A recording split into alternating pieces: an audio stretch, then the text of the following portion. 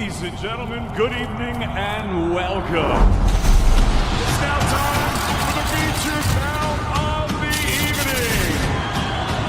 From the four corners of the world, in the four corners of this ring, the fight starts now!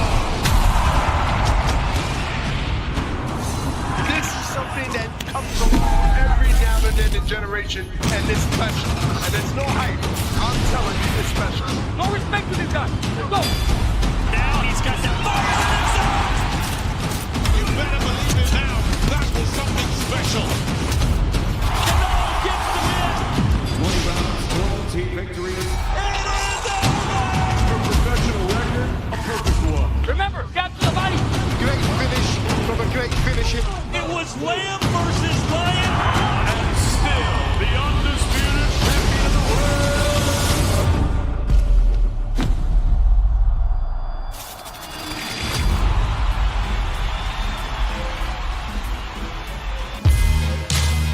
Welcome to beautiful San Diego, California, perhaps the most appropriate setting to feature one of the shining weight divisions in the entire sport of boxing.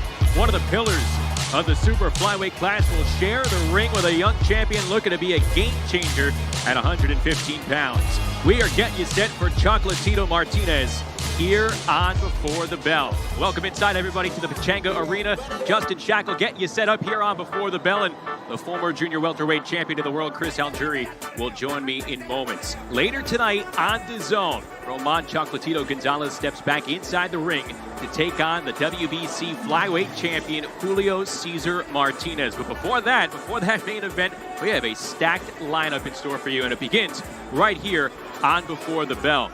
Leading it off is the fighter out of East LA, Anthony Herrera, looking to make it 2 knockouts in 2 pro fights when he faces Jose Toribio in a 4-round bantamweight battle. And then it is the much anticipated pro debut of 2020 Australian Olympian Skye Nicholson as she fights San Diego's own Jessica Juarez. The young talent continues to be showcased with the 5-0 Mark Castro settling in for a 6-round fight at 135 pounds against Tijuana's Julio Madera. And our featured bout on Before the Bell, the 13-0 set, Diego Pacheco fights in his first match under new trainer Jose Benavidez Sr.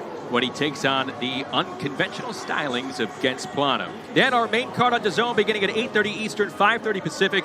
The French super welterweight contender Suleiman Sissoko is in action against the Mexican power puncher Roberto Valenzuela Jr. Speaking of power, Angel Fierro is looking to build off a career year in 2021. The next step for him comes tonight in a WBO regional lightweight title defense against Juan Carlos Burgos. In our co-feature, one of the top-ranked featherweights in the world, Mauricio Lara, makes his U.S. debut as he goes up against LA's Emilio Sanchez. And then the main event, a fight that could be a changer of the guard, so to speak, at the super flyweight division. Roman Chocolatito Gonzalez takes on Julio Cesar Martinez. Chris, welcome to Southern California. It was only about a month ago. You and I were in Phoenix. We watched Jesse Bam Rodriguez enter the fray at super flyweight, new blood, as he captured the WBC super flyweight title against Carlos Cuadras. New blood may be coming in as well in the form of Ray Martinez tonight, but right at the door is the guy who's made this division so exciting in the great Chocolatito. Yeah, Chocolatito is literally a living legend. He brought so much excitement to these flyweight division, but he has a great matchup in front of him tonight, potentially a future star in El Rey Martinez. Let's check out what's in store later tonight on Dazn here in San Diego. For those who are born in the shadows, fear is just a word. And here, they drown their doubts with every drop of sweat. Fearless, looking to write a new chapter in a new division. An incoming warrior. This may be the future. Willing to go to war against a living legend. It's feasted on victory, but it's still hungrier than ever. The present. To be the man, you gotta beat the man. Fights the future. Martinez's career seems to just be heating up. With their destinies on the line.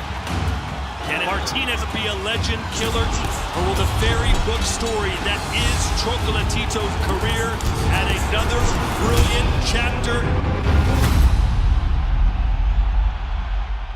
You know, leading up to this fight over the last few weeks, we hear the typical Chocolatito, very calm, very reserved, soft-spoken, and also acknowledging the end maybe in the rear-view mirror, so to speak. It might be on the horizon. It's not like he's closer to the beginning than he is to the end.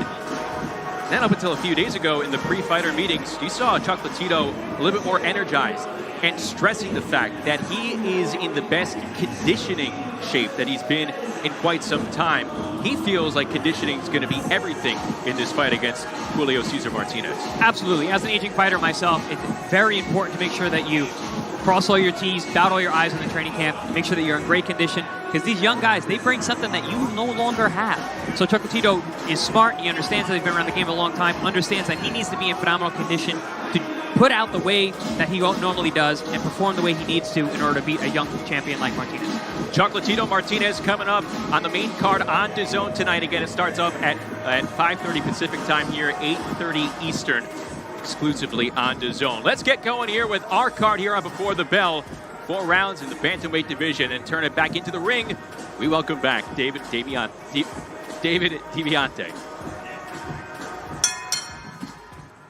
Ladies and gentlemen, good evening and welcome to the Pechanga Arena here in beautiful San Diego, California, USA. We are live on DAZN for an incredible evening of world-class professional boxing. We begin tonight with a full-round bantamweight affair. Please welcome into the arena at this time from San Diego, Jose Toribio.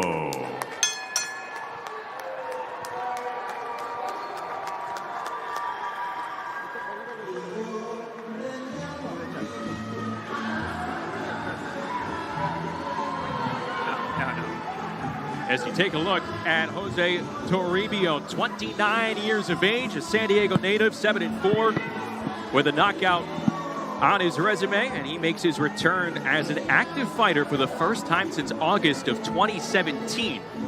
Now, he's been training, but not competing. Why? Because he's been going to school.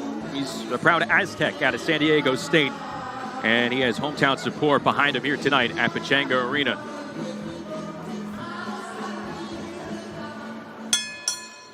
And now set to make his ring walk, please welcome Anthony Superman Herrera.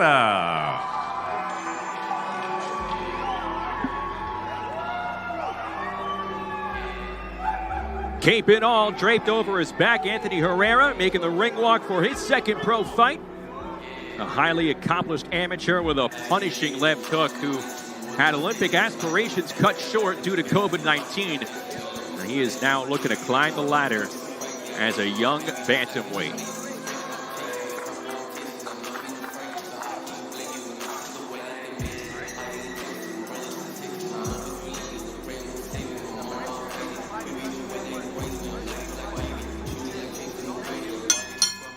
Ladies and gentlemen, once again, good evening and welcome to the Pechanga Arena here in beautiful San Diego, California, USA for a big night of world-class professional boxing. It's all being brought to you courtesy of Mr. Eddie Hearn of Matchroom Boxing. We're sponsored by Hennessy, Never Stop, Never Settle, Bet Online, AutoZone, and JD Sports.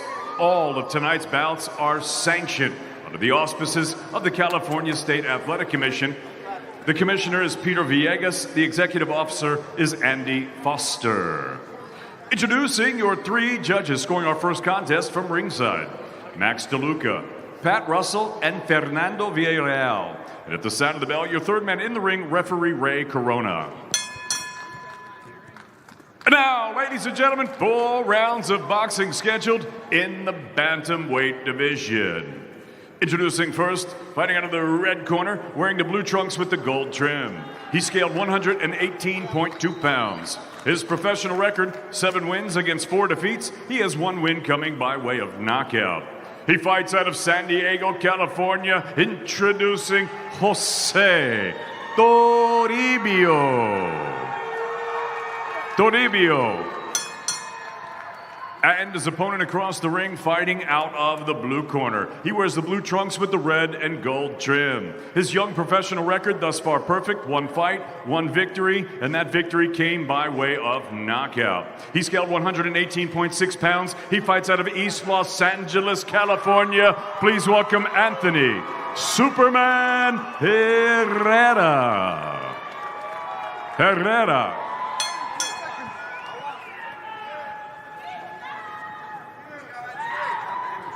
Mouthpiece. Perfect, perfect. You want to touch gloves, do it now. God bless.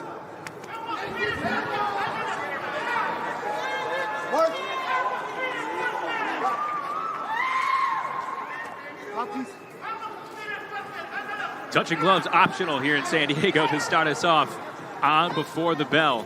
As we get ready to roll 4 rounds of the bantamweight class, Anthony Herrera. Ready. Out of East LA, making his second pro fight, has the Superman colored trunks.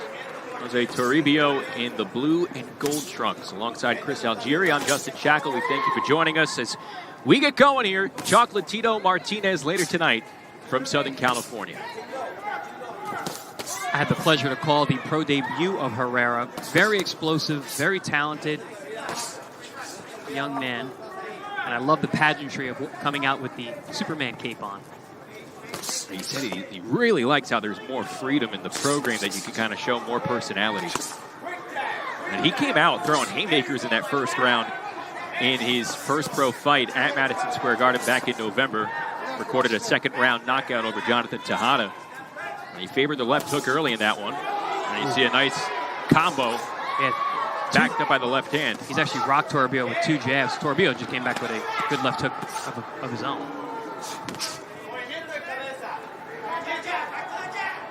That's one thing I like about the guys with the big, deep amateur backgrounds. You can see the pedigree. You can see the technique, even in the second pro fight.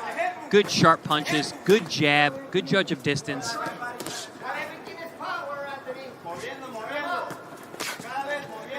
He said he thought he worked a little too fast in that first round, but it also wasn't as bad as he thought once he went back and watched the tape. He looked crisp. I remember that fight. I can agree with him. I think he started a little fast. Once he settled down and started using his jab, I mean, it was all Herrera. And so far, Herrera doing some solid work with that left hand. A left hook to the body moments ago. Good right hand to the body there from Herrera. Smart of him to invest in the body early, even though it's only a 4-rounder. Good left hook from Herrera. And some family and friends coming down from East LA. Toribio entering tonight at 7-4 with a knockout. Native of San Diego, 29 years of age. Earned his bachelor's degree in nutrition at San Diego State. Wants to earn his master's at some point. And he said after he stops competing, he'd really like to help fighters with their food and diet the correct way. All right, I like to hear that. That's a noble profession. Helping these young guys out there who can improve their game, improve their performance. Herrera double up the jab as the seconds wind down here in round 1. Close range right hand from Herrera.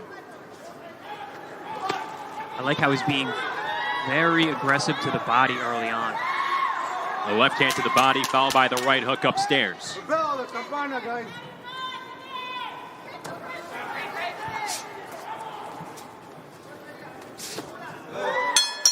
And round 1 in the books. Good sharp work from Herrera.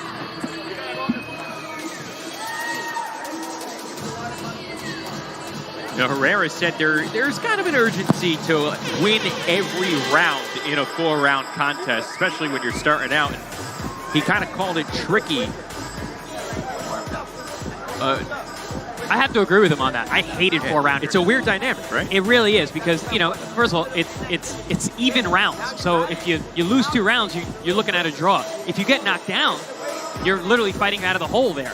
So it is a difficult task early on in your career, you got to be really careful, you got to be aggressive, and you have to look to win every round, exactly like Herrera said. You also need to, at the same time, kind of balance out the pacing. Yeah, I mean, I think Herrera had a little trouble with that in his first fight. This fight, he seemed a little more settled down. I really like the body work. That's been an adjustment I have seen from his first fight. Herrera said he likes how his power and his speed are developing. 4 months as a pro, making his second pro appearance here tonight. I mean, you can see he's a very powerfully built young man. Looks strong for the weight. Herrera continuing to work the body downstairs with the left hand. Gonna try and wear down Toribio here to start us off on Before the Bell. I'm told that Toribio is actually in really good shape right now, maybe the best of his young career, but he was supposed to fight in Mexico last week. That fight fell through. This opportunity presented itself. He said, hey, I'm in shape, I'll take it. Left uppercut lands from Herrera moments ago. This is Toribio's third U.S. fight. He's 0-2 in the U.S. He's had 9 fights in Mexico. Another left uppercut coming in clean from Herrera. Herrera has a very educated and dynamic left hand. He throws it to the head, to the body, he jabs, he hooks off it, doubles it up. I like seeing that in a young prospect. Toribio staying in front of Anthony Herrera. Got a little blood over the left eye of Toribio. Dripping down the cheek of Toribio as he moves to his left. Anthony Herrera, member of Team USA Boxing. He made the qualifying team. Took second in the 2020 Olympic team trials. Had Olympic aspirations, really wanted to become the third gold medalist out of East LA in the Olympic Games, but he was snubbed just a bit with the Tokyo Olympics, how everything played out with COVID. It canceled enough international qualifying tournaments. He didn't have enough points to qualify for the Olympic team. You see the blood appearing heavily on the left eye of Toribio. Yeah, Justin, that's an unfortunate reality for a lot of these young amateurs who had Olympic hopes. Talking about the global pandemic, COVID-19, of course. 30 seconds to go here in round number 2. Good exchanges from Herrera and Toribio. Yeah, Toribio's in there. You know, he's punching with Herrera. He's landing some shots of his own. He just doesn't have the firepower that Herrera has. He's staying aggressive. That left hand working upstairs and downstairs from Anthony Herrera here.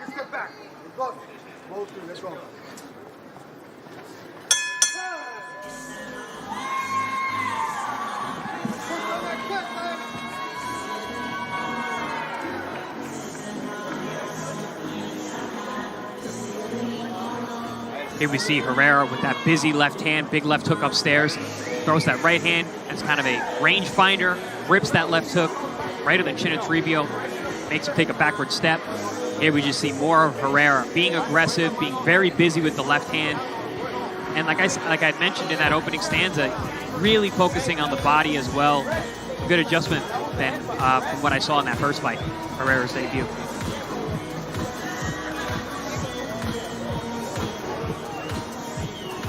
See Anthony Herrera getting instruction from his trainer, Edgar Hasso. Just 21 years of age. Really enjoyed the New York City experience in his pro fight. Too often you get to make your pro debut at Madison Square Garden. Especially on the undercard of a great matchup like Teofimo Lopez and Cambosis, which ended up being quite the upset. And Toribio is going to get that left eye checked here at the beginning of round 3. And just scheduled for 4 rounds, starting us off a fight in the bantamweight division between Anthony Herrera and Jose Toribio.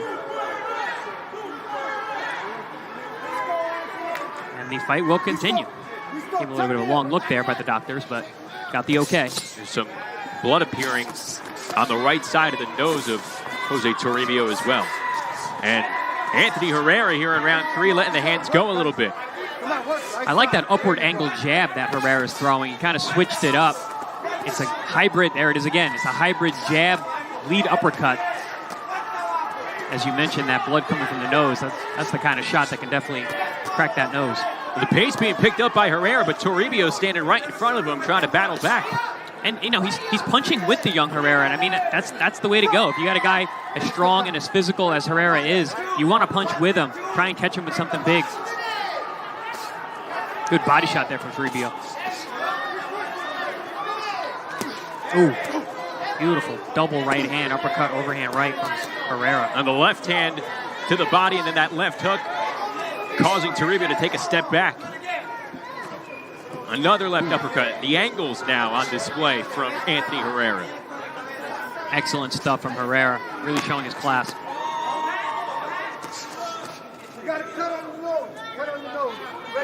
The combos flowing, the punches landing here from the 21-year-old out of East LA. And I will say, even though he's, you know, the pace is torrid, he seems measured. A lot more comfortable in this fight than his pro debut. He's picking his spots really well. Still being aggressive. I think that's just his style. Herrera able to slow down the pace, perhaps think a little bit more as he's punching, before he's punching. And Toribio is tough. He's taking some hellacious body shots. Three-punch combo to the head by Herrera. But that body shot moments ago, like you mentioned, Chris, the left hand continues to find a home. Definitely looks like that's something that Herrera and the team have been working on in the camp. Dig into the body whenever they get the chance. Good left hand from Toribio. Trying to return the favor downstairs. Nice overhand right from Toribio. Got to give it to him, man. He is a tough cookie. He's in there and he's throwing punches. Unwavering so far. Yep. Nice jab.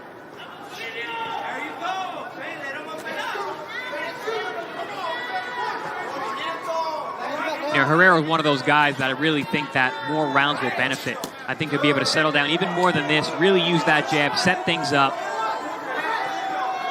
The blood continues to drip down on the left eye, and Herrera going back with the right uppercut. Hey, this could be what's in store, what we're going to be expecting later on tonight with Chocolatito and Martinez. I was actually thinking this kind of looks like a Chocolatito-esque fight with the number of punches being thrown by both men.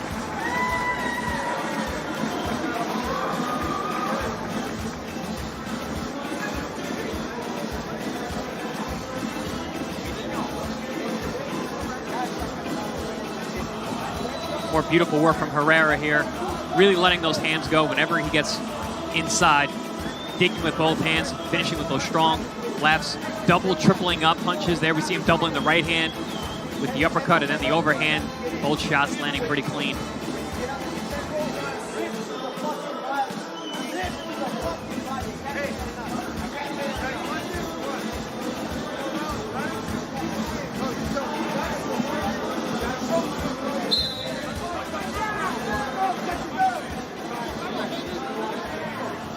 Anthony Herrera taking a big breath as he gets ready to go for the final round here, scheduled for 4. And the bantamweights to open up the action tonight here in San Diego. Anthony Herrera in the Superman colored trunks. The blue and gold trunks belong to Jose Toribio. A sharp left hand from Herrera out of the gate here to start the final round. The punches from Herrera have landed. And Toribio is showed at this point as he goes down from that left hand, and that's going to be it. One too many body shots from Superman. Finally landed the shot that did the damage, put Toribio down, who was taking the punches well in the first 3 rounds. Didn't look to waver under the onslaught of Herrera, but that last left hook to the liver was just too much. That was the straw that broke the back, and Herrera is 2-0 with 2 knockouts to start his pro career. I like how Herrera's getting rounds too, you know. Got the stoppage, but got into the last round, in the 4th round. That's good for a young fighter. You don't want just blowouts where you're knocking guys out in the first round all the time. No, I was about to say, as he was coming out for the final round, for as much as he was finding a home with both hands, he may have wondered, being a young pro, man, what else do I have to do here to close the show? Well, he took care of business. Yeah, absolutely. He came out very strong that round, put the pressure on, didn't let up at all, put that foot on the gas pedal, and got his man out of there. If it ain't broke, don't fix it. That left hook to the body was a great shot all night long, and that's what finally ended it. So Herrera moves to 2-0 with 2 knockouts. Toribio falls to 7-5. And he is stopped early for the 4th time as a pro.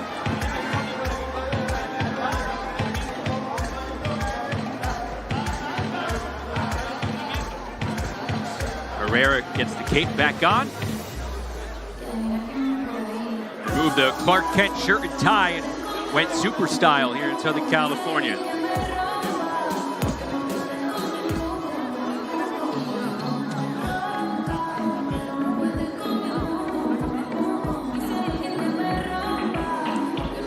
The 2 fights in, impressive work like we see. What would be the next step for a 21-year-old like Herrera? More rounds. I want to see him in a 6-rounder. I want to see him use those skills. I think that, as what he alluded to earlier, is these 4-round fights are making him kind of fight the way that he has to win every single round, every single second. I think as he has more rounds, we can see more of his skill set. He has a beautiful jab. I think that'll be a great weapon for him to set up his power shots and maybe even get these guys out a little earlier. Or a little easier. Let's go into the ring, make it official with David Diamante. Ladies and gentlemen, referee Ray Corona calls a halt to this contest. The official time of the stoppage, 24 seconds of round number 4. Your winner by knockout, he's still undefeated, Anthony Superman Herrera.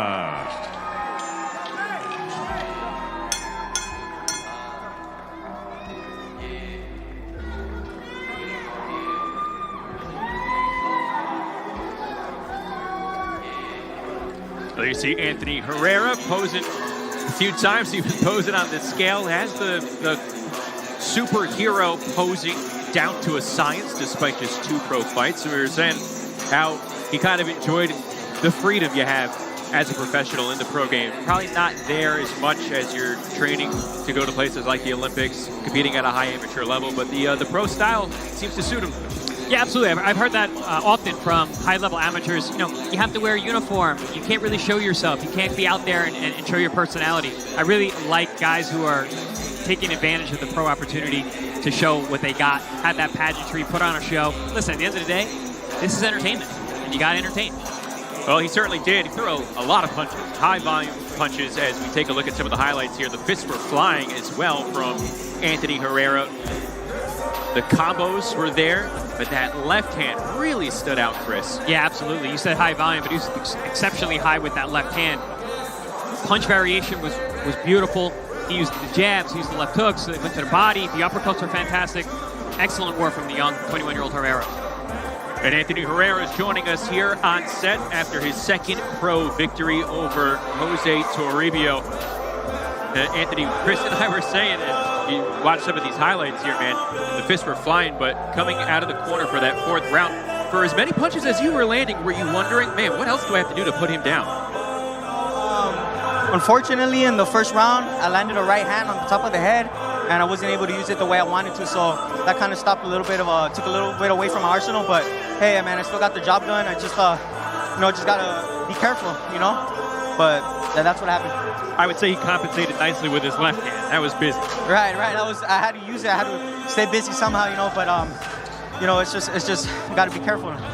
Gotta take care of my money makers. Yeah, absolutely. The pros are a little different. Headgear, you got those hard heads out there. Right. Smaller gloves. The top of the head, smaller gloves. It happens. Yeah. Anthony, you have a wonderful jab. I love when you use it. You come out every round using it. I think that's going to be a really good weapon for you, especially as the rounds get longer. What are you doing next? What's up? So what am I doing next? I just want to take care of this hand, and then as soon as that's taken care of course, I'm going to stay training, but maybe take some time off from sparring and whatnot, make sure it heals 100%. That way I could use my right just as much as I use my left tonight. So my plan is to stay busy. I want to fight 5-6 times this year and just stay busy and just keep going up the ranks. Getting some rounds in, putting on the hands right there, high volume punching. Great job by you as you proved to 2-0. Good job, Anthony. Right, thank you. Congrats. And Anthony Herrera moving to 2-0. As a pro here in Southern California. And coming up next is a fighter that was making her pro debut. Skye Nicholson in action next here on Before the Bell.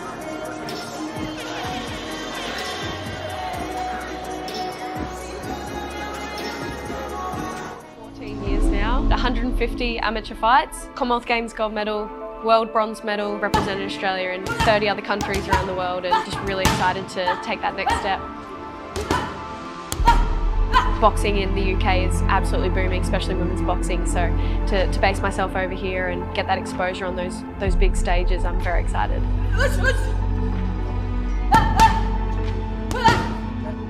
I'm very excited to make some waves on the pro scene. I think I'm going to make some serious noise. Australia's going to be put on notice.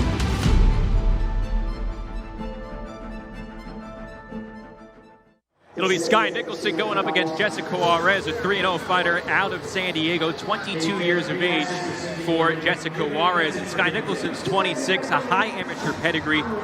She reached the quarterfinals of the Olympics and fell just short of medaling, fell by a split decision. But for a young amateur making that crossover into the pro game and with as much hype as she's received ahead of tonight, what could be going through her mind right now in the locker room?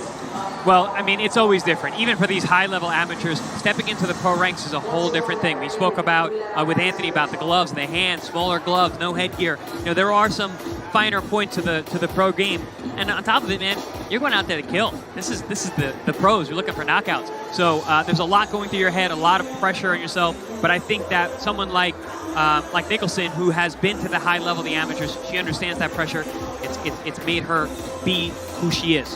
Something interesting about this particular fight for Skye Nicholson in her pro debut, she's facing a fellow Southpaw. So you have Southpaw versus Southpaw. What's the first thing a lefty fighter should be mindful of when they're going up against one of those fellow weirdos, so to speak?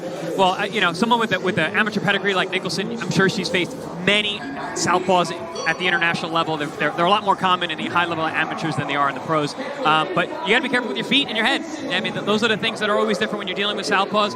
When you're used to one thing, punches are coming from different angles, power punches are different. So, but again, I'm sure she's prepared. Nicholson, originally from Australia, she now lives and trains in the United Kingdom as a pro. She's making her pro debut in the United States. She called herself Miss Worldwide earlier this week. There's a nice, calm confidence. No, not being conceited in any fashion, but it seems like she has the correct mindset taking this. I guess during the weekly process, slow, but she wants to move quickly as a pro. She said, just like Anthony said a moment ago, she wants to get 5 or 6 fights in her pro debut in terms of her full calendar year. Mm-hmm. Yeah, absolutely. I mean, I had 5 fights my first year. I had five fights my second year. You know, so staying busy is really important. Keeping a young fighter in the ring so they can progress through the pro ranks is really important. And I think that Nicholson, you know, speaking about the confidence, if you don't believe in yourself, no one else will.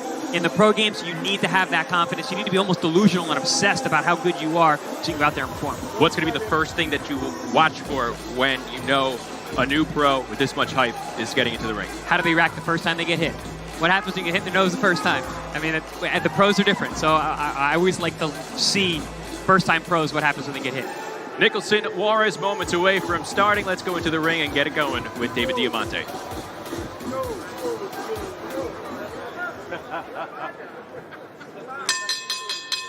Ladies and gentlemen, our next contest, 6 rounds in the super featherweight division. Now entering the arena, please welcome the undefeated Jessica La Reina Juarez.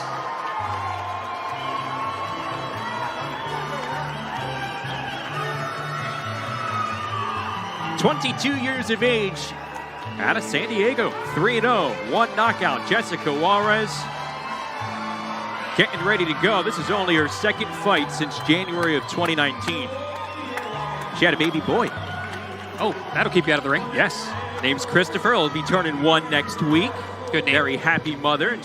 She had 2 fights in Tijuana, 1 in nearby Alpine, but tonight is her first ever pro fight in her hometown. Now set to make her very first ring walk as a professional, please welcome Skye Nicholson.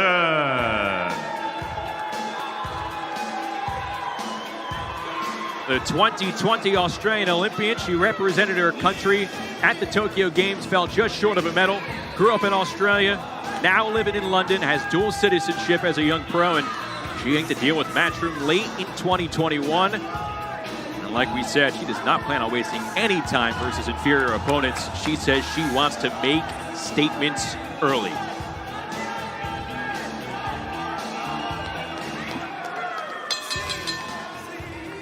Ladies and gentlemen, from the Pechanga Arena here in San Diego, California, live on Dazn, we are set to go with a special super featherweight attraction. It's all being brought to you courtesy of Mr. Eddie Hearn of Matchroom Boxing. We're sponsored by Hennessy, Never Stop, Never Settle, Bet Online, AutoZone, and JD Sports. Introducing your 3 judges scoring this contest from ringside: Chris Migliori, Alejandro Rochin, and David Soliven. At the sound of the bell, your third person in the ring, referee Jose Cobian. And now, ladies and gentlemen, 6 rounds of boxing scheduled in the super featherweight division. Introducing first, fighting under the red corner, weighing the gold with blue. She scaled 129 pounds. Her professional record, 3 wins, no losses, and 1 knockout. Here is the undefeated Southpaw, Jessica La Reina Juarez.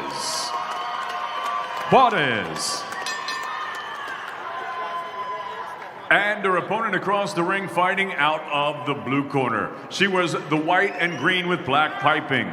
She's also a Southpaw, and she also scaled at already 129 pounds. Tonight, she makes her much-anticipated professional debut, fighting out of Queensland, Australia. Here is the 2020 Olympian and the Commonwealth Games gold medalist, introducing Skye Nicholson.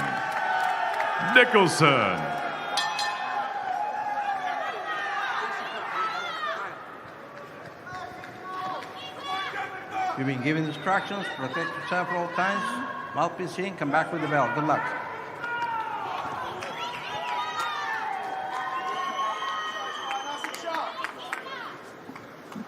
Six 2-minute rounds are scheduled for this one. Super featherweight battle between Skye Nicholson and Jessica Juarez. Southpaw versus Southpaw. We get set to go with our second bout here on Before the Bell, ahead of Chocolatito Martinez tonight in San Diego. Juarez wearing the blue and gold trunks, and Skye Nicholson in the neon yellow and white trunks. That rare Southpaw matchup. See distinct differences in their styles. Nicholson fighting with more of that open guard, that free-flowing front hand.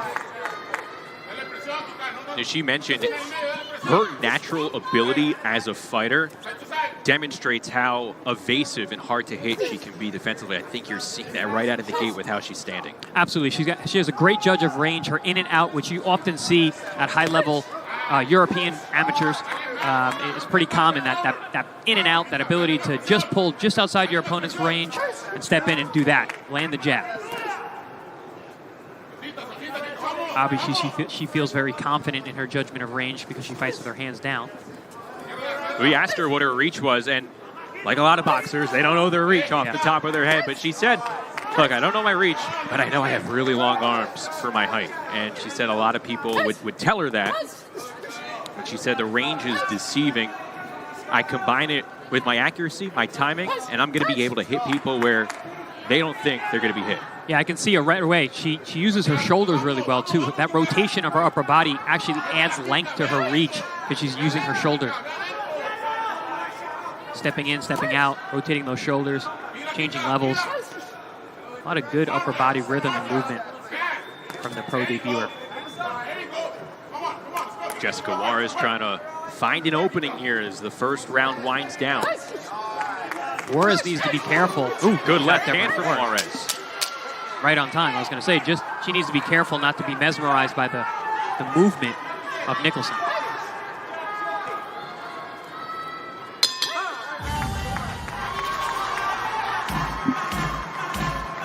So at the end of one round, You see her take a deep exhale as she goes back into her corner.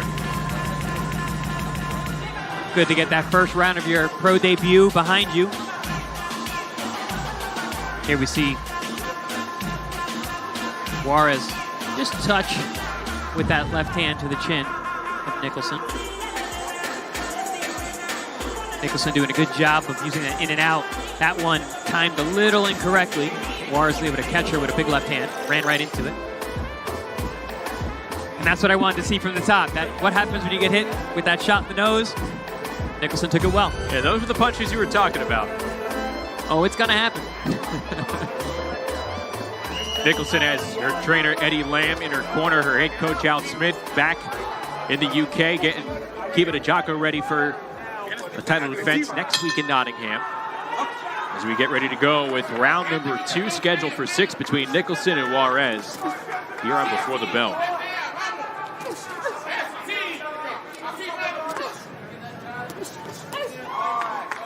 Right hand clips Juarez for Nicholson.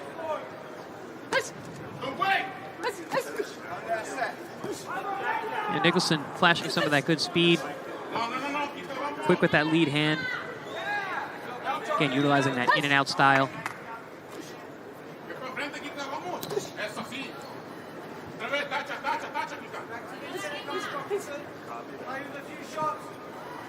Using that long reach, trying to time up the jab, keeping Juarez at a distance. Juarez received word about this fight roughly 3 weeks ago. Skye Nicholson was originally supposed to be fighting Canada's Brie Howland. Juarez, like we mentioned, has a son, Christopher. Talked about the balance between training and caring for his son. Jenna has its tough moments, but she has a lot of support from family and friends who are in the building tonight. San Diego product. Her first scheduled 6-round fight. This is her first ever pro fight in her hometown.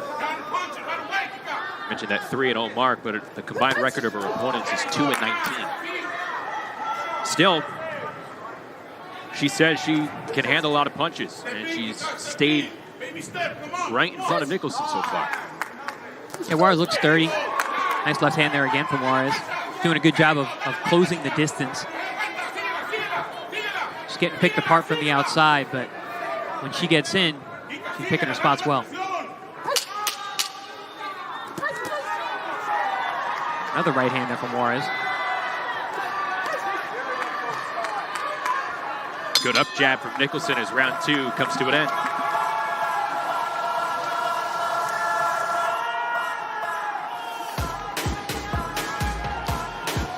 Nicholson doing a good job with that lead hand, picking and prodding, using that upper body rhythm to evade Juarez's onslaughts and then come back with her own shots. Very good, like I said, in and out. Able to just make her opponent miss and come back with her own shots. Haven't seen a whole lot of power from Skye yet. There was a nice little body shot and then hook to the head landed by Skye.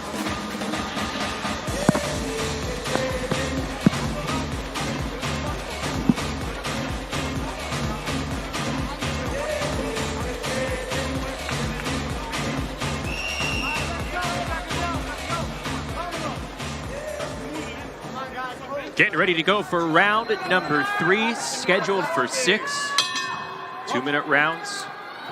Here as Nicholson and Juarez go back to work on our second bout on Before the Bell ahead of Chocolatito Martinez tonight from the Pacheco Arena.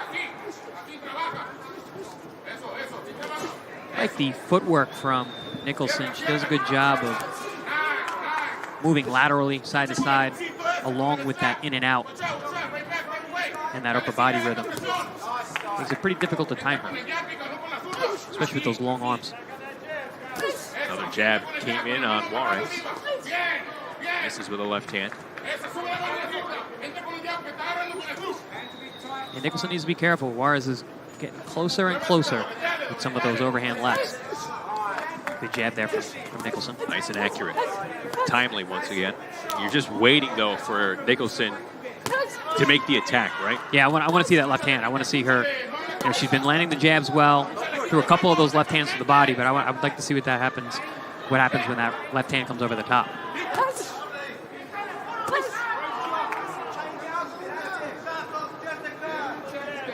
Good feint there from Nicholson. Got a good reaction out of Juarez. Especially when you have someone who's not fleet of foot like Juarez seems to be. Those feints can be a really good weapon. Seems like it's given Skye Nicholson some confidence here in round 3. Yeah, she's starting to feel herself. And a good left hook to the body, then coming back upstairs with the right. Yeah, you let a fighter like Skye Nicholson get in her rhythm, you're going to have a long night. Good body shot. Solid combo. That ends with the right hook.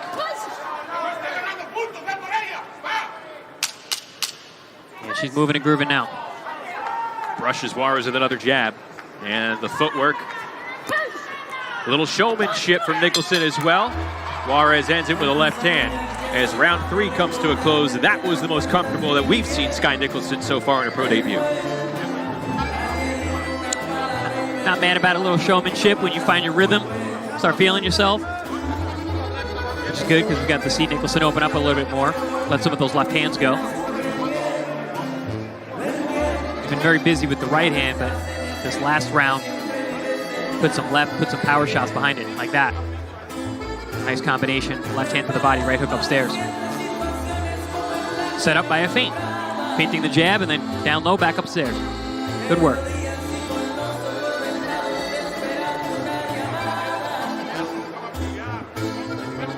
Skye Nicholson is the sister of the late Australian pro Jamie Nicholson. She was born a year after her brother's deaths. Jamie and his younger brother Gavin were killed in a car accident in 1994. Jamie was 7-1 as a young pro prior to his death. He was a top-ranked amateur, though, by AIBA in Australia. Nicholson's dad originally from Scotland, her mother from the UK. Has the British blood, Aussie born and bred, though, as she looks more and more comfortable as the seconds tick by here in her pro debut. Nicholson doing a good job of making that ring look huge. She's moving around that ring quite well, making Juarez miss. Left jab and a jab to come upstairs by Nicholson. Good body shot, that left hand right to the liver. Good shot from the Southpaw. Juarez trying to let a combo go. Just out of the reach as Nicholson moves well. Again, shifting directions nicely. Yeah, even though she got touched there, she was moving out as she got hit, so took some of the brunt off that shot from Juarez. Counter right from Nicholson, comes back with a left hand.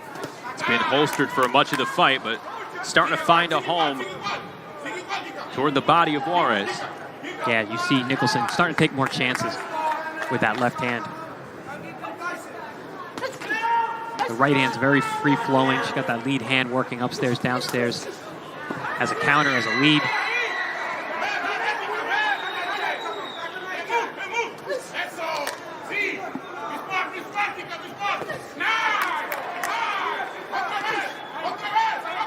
Good wind right hook from Nicholson as she continues to be on the move.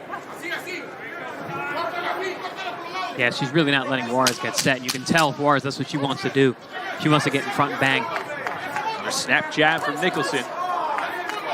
By a left hand and a right. Nice up jab there. And a 4.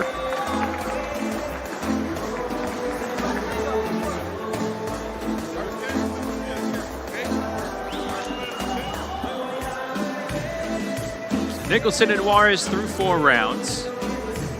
We get ready for round 5. Still to come here on Before the Bell, Mark Castro, Diego Pacheco. Also here from the WBC and IBO Super Featherweight champ, Alicia Bumgarner. Paying close attention to this fight. Potential future matchup. Yeah. Down the road, though. Nicholson, we said it, she wants to move quickly, wants to fight 6 or 7 times this year, obviously. Wants to build a pro career as fast as she can. Doesn't want to waste time easily knocking over some inferior opponents. She said that she wants to show that she means business and wants to make statements early. Well, this is a good start. She's fighting not a pushover, and she's starting out fighting 6 rounds instead of 4. Round 5, here we go. Nicholson and Juarez. Skye Nicholson in the white and neon yellow trunks, Juarez in the blue and gold. So far, Nicholson has been dominating these rounds with her movement, her snappy jab, and over the last couple of rounds, starting to find a spot with her left hand. Yeah, she's really found her range in her defense at this point. That upper body rhythm and that length is giving Juarez a world of trouble. Nice jabs from Nicholson. She varies up that lead hand so much. She uses that jab as a counter. She uses it as a lead. She hooks and spins off with it. What's a fighter have to do to have that effective snap jab or up jab? You know, you have to be able to feel fluid and comfortable in the ring. That's why it took her a little bit to find her rhythm, get more comfortable. Once she found her rhythm, found her groove, was able to move and have fun with it, that's when you saw that right hand be so much more accurate. To the guard down, and she still finds a home for the left hand. It was a nice straight left hand. I haven't seen much of that. Really been hooking it to the body mostly.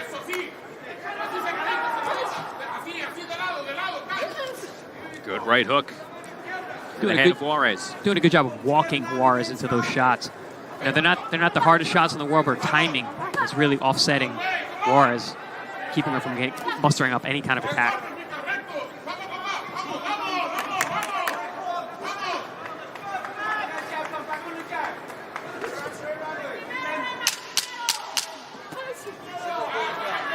Final 10 seconds around number 5.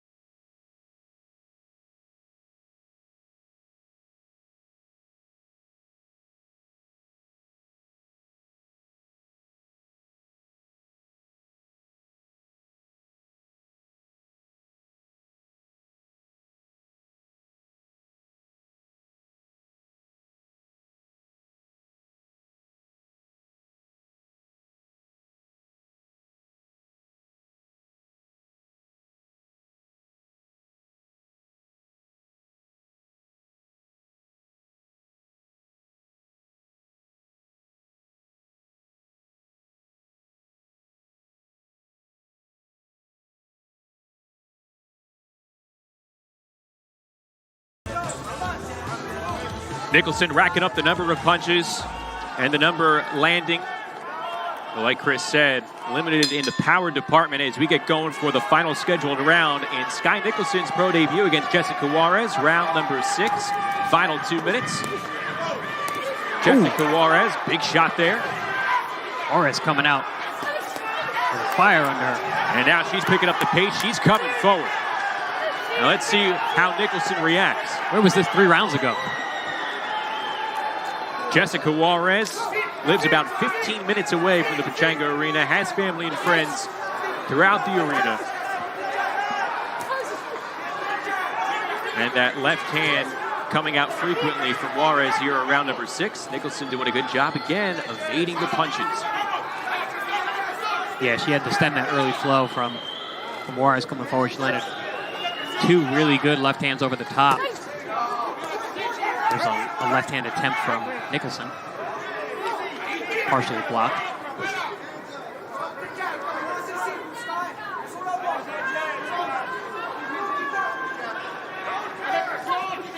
Nicholson does a good job of using broken rhythm. Can't really see where she is, know where she's going to go. Very hard to time a fighter like that. Another snap jab from Nicholson. Good stab jab to the body there as well.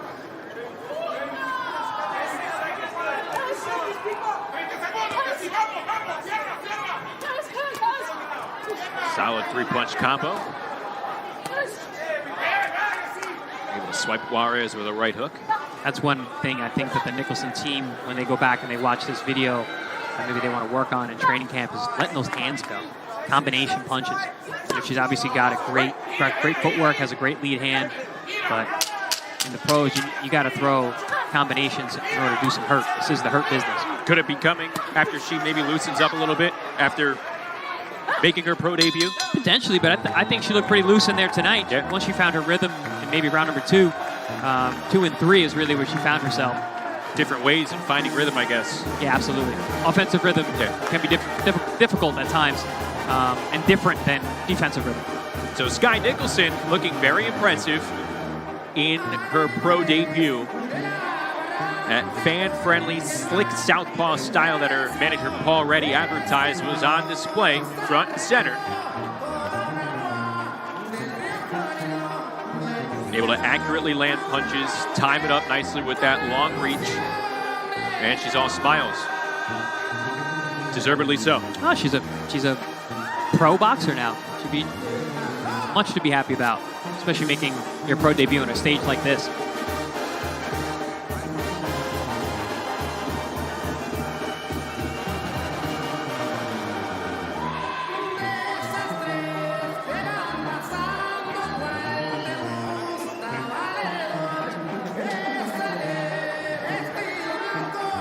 Skye Nicholson suffered that split decision in the Olympic quarterfinals. She called the Olympics unfinished business.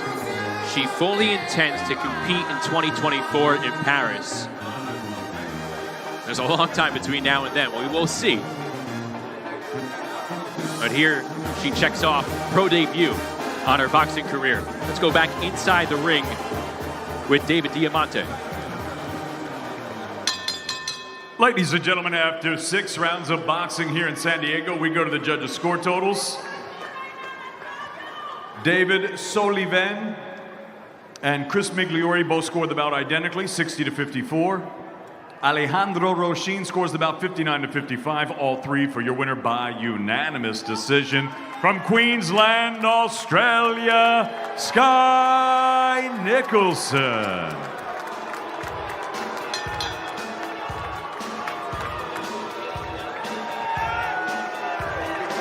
So a unanimous decision for Skye Nicholson in her pro debut. She improves to 1-0.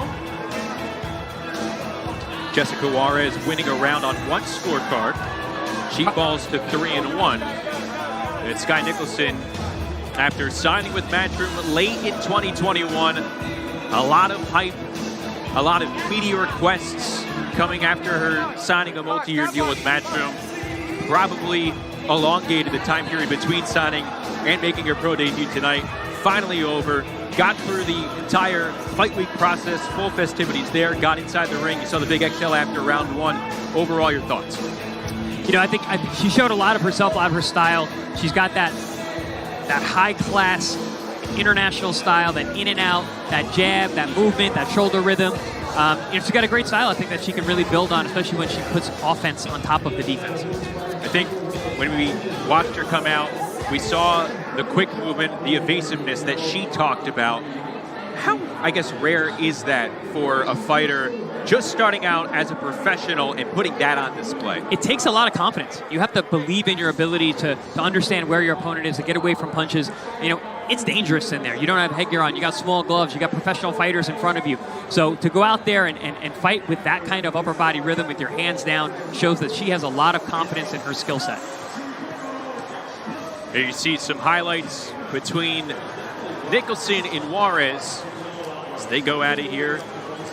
Nicholson picking up every round on 2 scorecards through the 6 rounds. Juarez getting a round on another scorecard, but the punches were finding a home, landing power punches, not quite there yet for Skye Nicholson. Nevertheless, she comes out victorious in her pro debut and is now 1-0 as a professional. Speaking of super featherweights, some interesting names in the conversation in women's boxing. Here's one of them.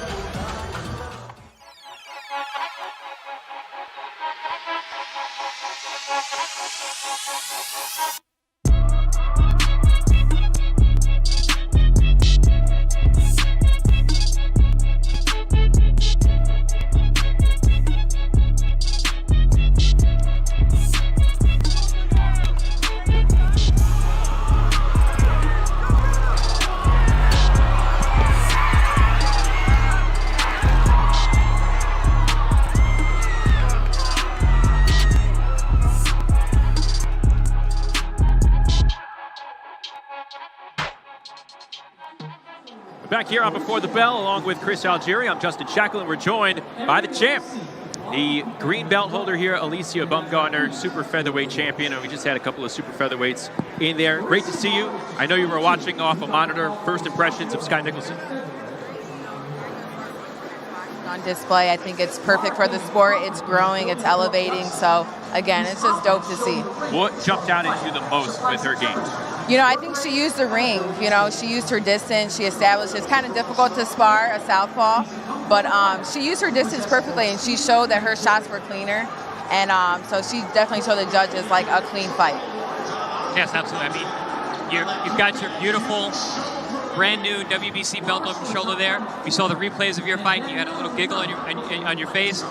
What was that moment like for you? You know, that moment was everything. I dreamed of that moment, and, you know, just going in someone's backyard, just being the underdog, like, that is an amazing story to me, and I will forever be just thankful that I really had so many haters and, like, people underestimating me, and I'm like, you know what, I got something to prove, and so I will forever live that moment. Well, 2021 Knockout of the Year for the female honoree right here.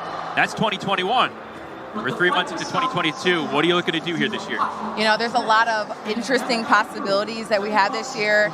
We are going for undisputed at 130, and so I will continue to make the noise and, you know, show all the women in the division that I am the #1 super featherweight. Does that mean immediate plans with Meyer, with Choi? Is that the sole focus for you? It is. You know, with boxing growing and women's boxing growing, we have to build those fights, and so it's necessary to have a story so everybody know who's who, you're right? And so this is how we build the sport. We have those interesting fights. We allow for growth to keep happening. Then we have tonight.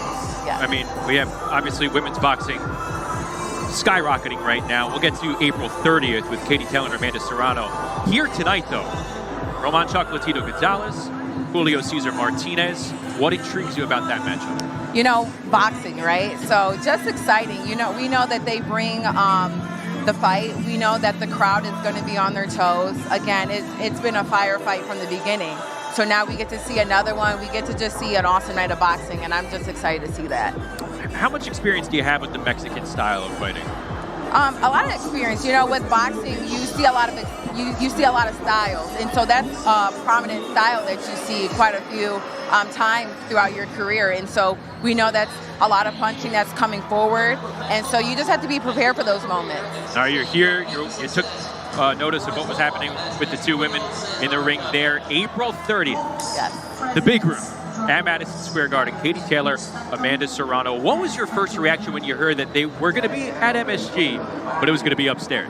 Yeah, my first reaction was like, okay, we're getting somewhere, right? We're at the Madison Square Garden. You know, we have the best two women in the sport showcasing what boxing is, not just women's boxing, but what boxing is. And so to have the opportunity and to be a part of that movement, it's amazing. It's amazing.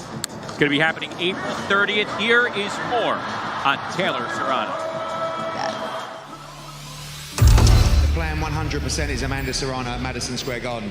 It's now time to make a historic fight. Katie's been wanting that fight for a long time, and that's the fight people want to see. This is the most excited I've been for a fight in a long, long time. This is a history-making fight. Katie Taylor beat your sister Cindy in the ring. Do you have any message for Katie Taylor? She better be ready for me. I'm younger, I'm stronger. I can box, I can brawl. She's never fought a girl that hit as hard as me.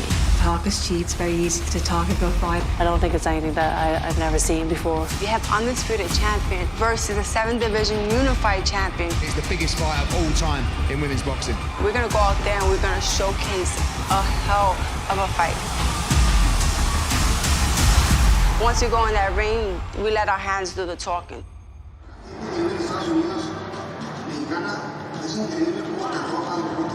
We continue to roll on here on Before the Bell, joined by Alicia Bumgarner, Chris Altieri, myself, Justin Jacqueline. There you see the footage from the weigh-in yesterday here in San Diego, previewing our next fight here on Before the Bell. That's Julio Madera, 3-1 out of Mexico, and Mark Castro trying to keep that record perfect. It is flawless, 5-0 with 5 knockouts. The pride of Fresno, California, 22 years of age, has a full calendar year of being a professional under his belt. We talk about making pro debuts tonight. This kid is skyrocketing right now as he tries to make a name of himself in the lightweight division. Yeah, at the end of the day, it's all about performance, and Mark Castro is one of those guys who's come out, improved each and every fight, put on spectacular performances, has the personality to boot. The upside on this kid is sky high. You see the moments before the stare down as they get ready to go for their 6th round battle tonight. Alicia, when you're watching a young professional, what are some of the things you're keeping an eye on? You know, just how consistent they are. You know, with a 6-round fight, you have to be consistent. You have to continue to show every round that you're dominant and that you're here to win the fight, because those 6 rounds go really quick, right? Have you watched Mark at all in his I have. I actually remember him in amateurs. So just to see him as a pro now, it's awesome just to see people grow up and, you know, now enter the pro world. What do you remember about his game as an amateur? Aggressive, coming forward, you know, again, having a dominant performance. And Mark has a very unique style. He's very aggressive. He's somewhat awkward at times, but he gets the job done. Right. Was he like that in the amateurs as well? Yeah, I would say so. And again, that transition to the pro style, and then, you know, you kind of have some more time to kind of look for those punches, right, with no headgear, smaller gloves at that.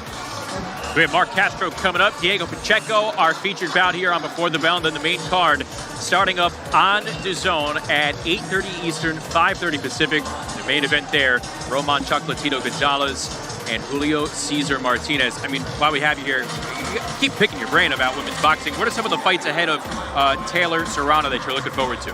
You know, I'm just looking forward to, you know, we have Clarissa Shields and Savannah Marshall. That's another big women's fight that a lot of fans are looking forward to see. And obviously, Alicia versus Michaela Mayer in the future. These are fights that are building the sport. These are competitive fights. These are fights that each fighter is confident. Each fighter has the experience. These fights are being built up, and everybody gets to witness it now. And you guys are fighting. It's a lot of the men, the fights that we want to see don't happen. You know, there's a lot more. The population's bigger, the pool's bigger, the talent pool's bigger. With you ladies, like you had alluded to that earlier, you know, everyone's fighting each other. You had those great opportunities, and that's only going to make the sport grow that much faster. Right, and that's why I love women's boxing. The pool is small, but it's big at the same time, but we have those big fights that need to be made. It's small, but it's deep. I like that, exactly. Let's talk more fighting. We're always going to commend that. Here is what's ahead on Dazn.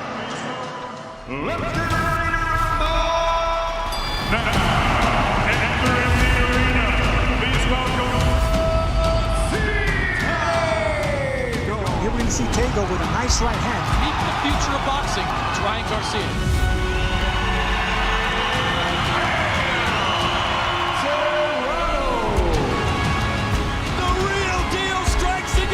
You can see the fire in Katie Taylor.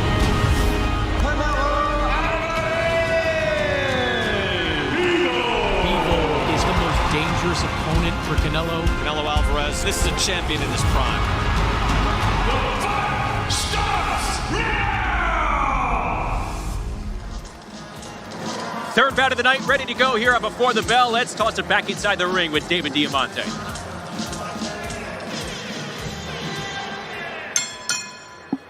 Ladies and gentlemen, from San Diego, California, we're set to go with a special 6-round lightweight affair.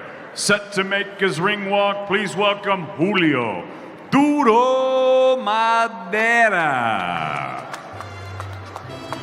Yeah, very good.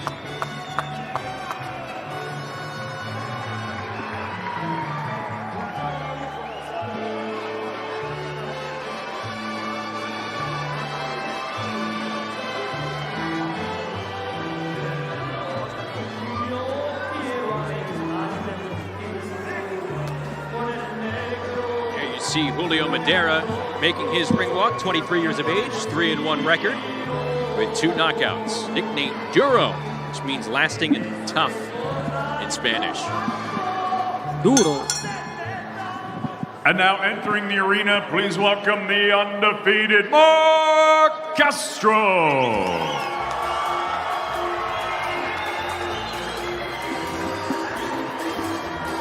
There's the pride of Fresno, Mark Castro, 22 years of age, 5-0, 5 knockouts. Turned pro 16 months ago. He has been virtually flawless. debuted at the Alamo Dome, been on 3 Canelo undercards. Last fought on Devin Haney's undercard in December. This will be the 2-time amateur world champ's 2nd pro fight in his home state. Pretty far from Fresno, but he does have a lot of support from where his mother is from originally, Mexicali, California, just south of the border here.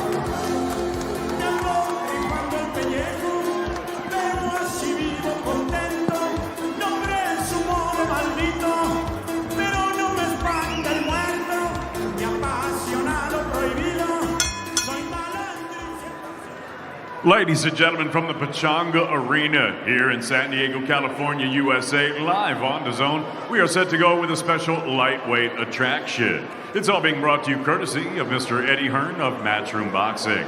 We're sponsored by Hennessy, Never Stop, Never Settle, Bet Online, AutoZone, and JD Sports. Introducing your 3 judges scoring this contest from ringside: Chris Migliori, David Soliven, and Fernando Villarreal. At the sound of the bell, your 3rd man in the ring, referee Thomas Taylor. And now, ladies and gentlemen, 6 rounds of boxing scheduled in the lightweight division. Introducing first, fighting out of the red corner, wearing the black trunks with the silver trim. He scaled 134.4 pounds. His professional record, 3 wins, 1 defeat, 2 of his wins coming by way of knockout. Presentando de Ciudad de México, Distrito Federal, Julio Duro Madera.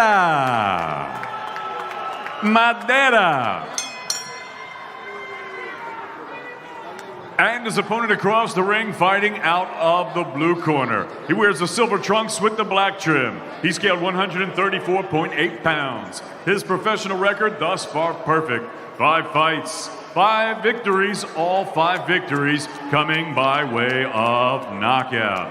Fighting out of Fresno, California, here is the 17-time amateur national champion and the 2-time amateur world champion, Mark Castro.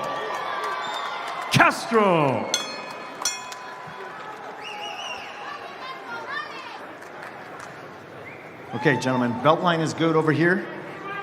Right here, belt's a little high, so I'm gonna give him right to the top of the letters. It's gonna keep coming up, so we're just gonna give him to the top of the letters. I gave you instructions in the back. Protect yourselves at all times, listen to my commands, guys. Touch them up, back to your corner.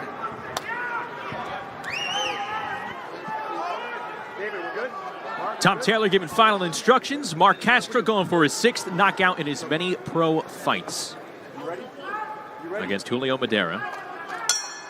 Madera in the black and gray trunks. And Mark Castro in the silver and black. And Madera comes out swinging.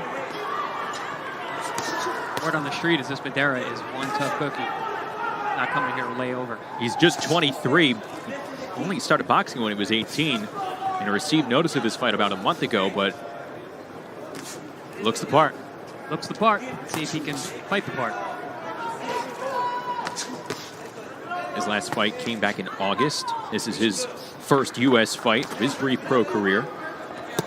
All of his other fights have been in Mexico, and he lands a nice combo there on Castro. Nice jab, right uppercut that landed, split the guard of Castro. And he's forcing Castro to swing here in the opening round. So we already see this is competitive right off the bat. And that's what you want to see in a young fighter like Castro. You don't want him just blowing guys out. He needs some competition. Be remiss to mention, this is at 135. A bunch of Mark's prior fights were at 130. They're trying to see how he does against bigger opponents. Likely go back down to 130, but here he is just trying to gain more experience against a bigger opponent. He looks good at this weight to me. I mean, he looks the part, he looks the size, and he's bigger than his opponent. So that's a good sign. Oh. Good shot from Castro. Madera countering. Yeah, Madera came right back with that left hook. Caught Mark on the chin. Pretty good action here in the opening round of our 3rd bout. This is scheduled for 6. This is Castro's 4th straight match scheduled for 6 rounds.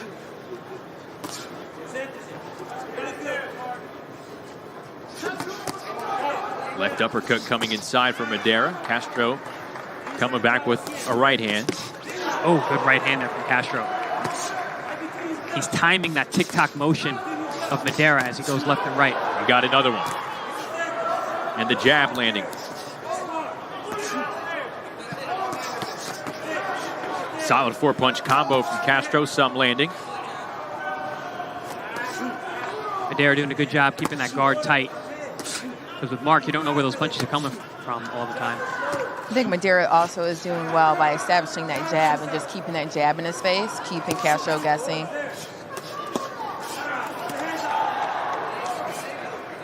Neither one is backing down, as you can see. Round Yeah, one. no, they're fighting right in the center of the ring. Solid right hand. Coming in, crushing Madera. Final 10 seconds. Listen for the bell, gentlemen. The flowing first round.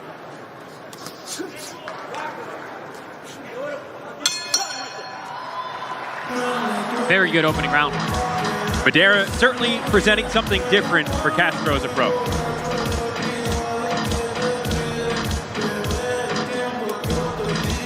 Pretty much action from bell to bell in that first round.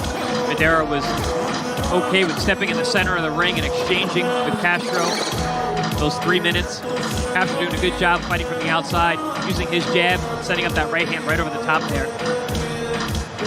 Alicia, what is it like when you are maybe starting off a fight expecting a get-to-know-you round and your opponent comes bull rushing? You know, that makes me know that I have to stay on my toes. I have to stay alert because one of those punches can definitely sneak in and it could be a knockdown. So you have to be alert when a fighter's coming at you and coming forward like that.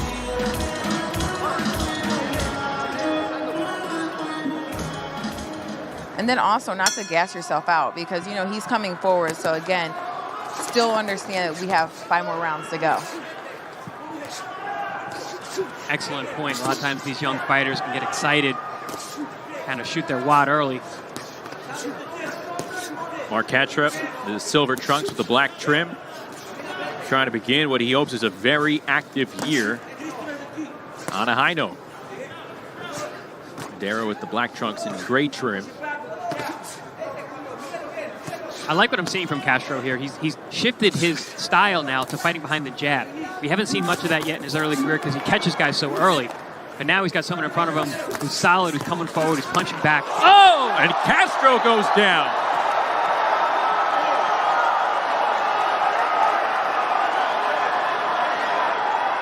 And I don't think that was a flash knockdown, Chris. No, that was a hard left hook to the chin of Castro as he was throwing his own punches. Oh, here comes Madera.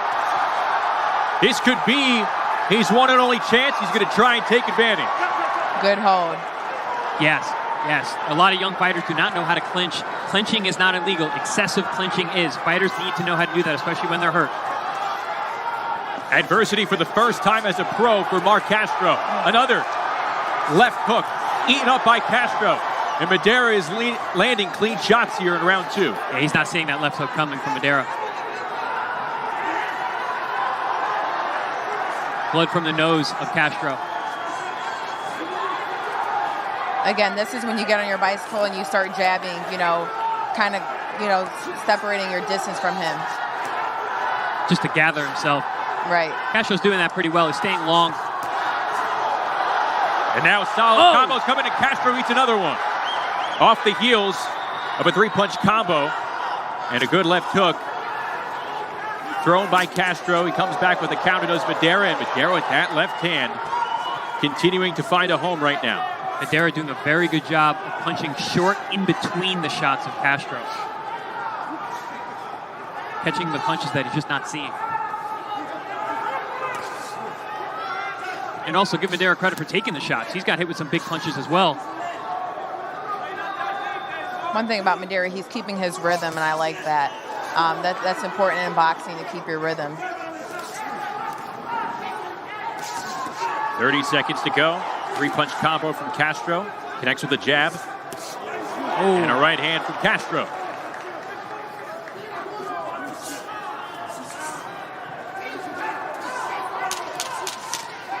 Madera continuing to work. Big shots from Castro. I think Castro needs to be mindful to make sure he brings his punches back to his guard position. He seems to be getting hit right after he punches. I agree.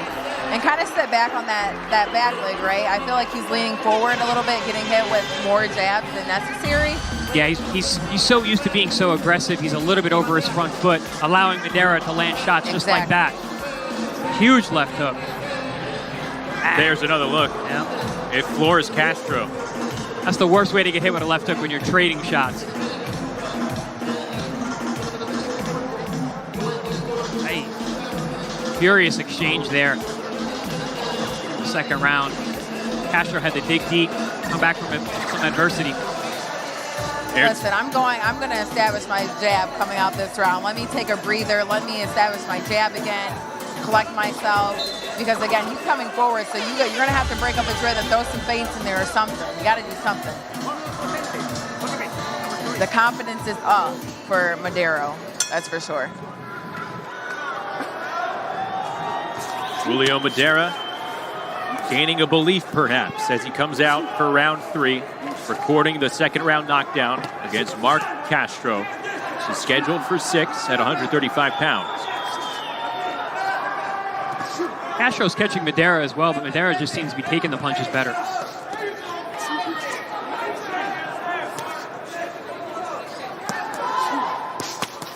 Beautiful combination from Castro.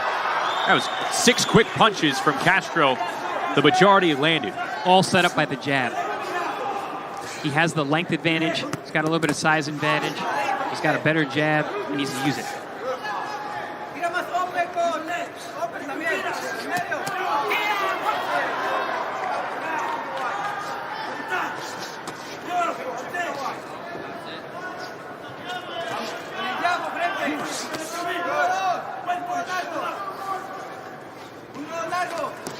Alicia, I think Castro heard you.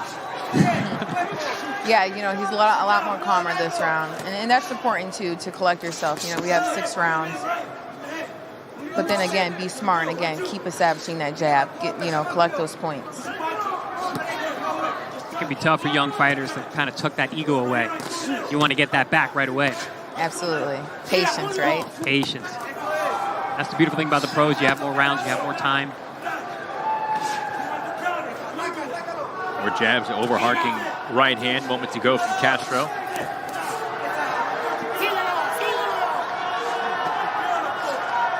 The pace of Madera slowing down just a tad here in round 3. You know, Castro having a big amateur background and coming into the pros, this is a good fight for him. This is allowing him to see what adjustments he has to make in the ring right now. Absolutely. Young fighters need fights like this. You need to be able to dig deep. Because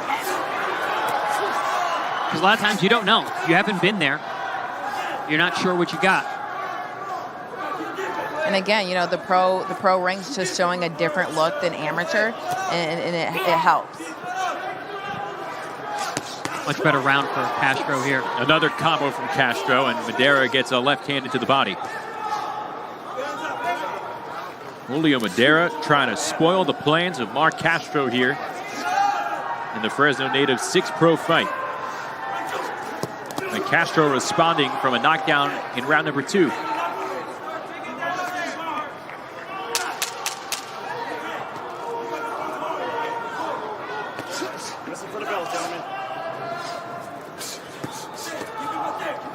Definitely a good reset round for Castro.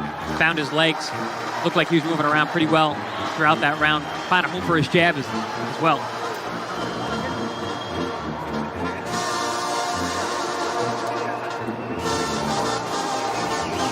I think either way, both these men are going to know they're in a fight tonight. I agree.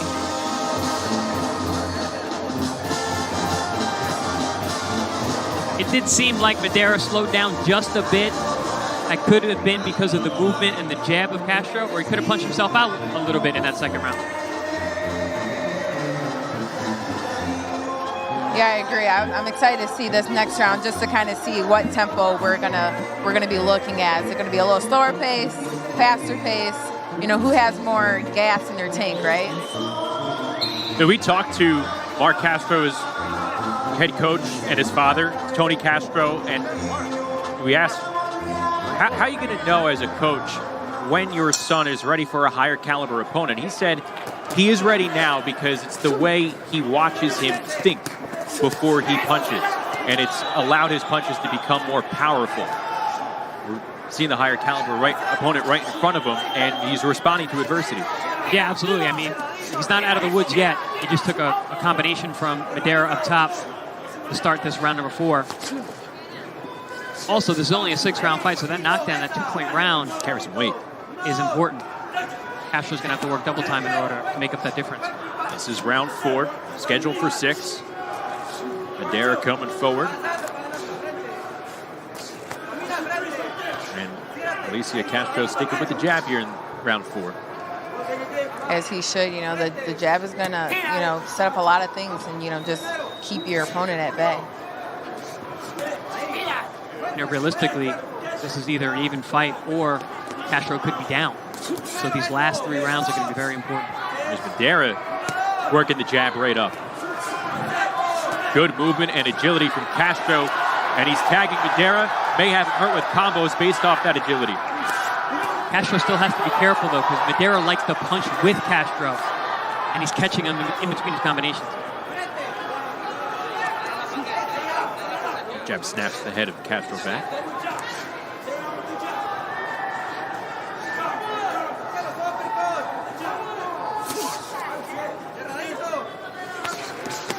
Oh, beautiful 1-2 from Castro right down the middle. Swiped him with the right hand. Oh. Hey, Madero lives up to that name, Doro. He's a tough guy, man. He's strong. He's taking those shots. Ooh. Mark Castro looking to unload here in round number 4. Letting Madera come to him. Got some blood from the nose of Madera now. And the strength of those jabs and right hands from Castro. Again, both fighters keeping it inside the ring, in the middle of the ring. I think that's interesting, kind of showing that, you know, they still have some gas. They're not going up against the ropes. Yeah, both men don't want to give an inch here. They're holding their ground, letting their fists fly.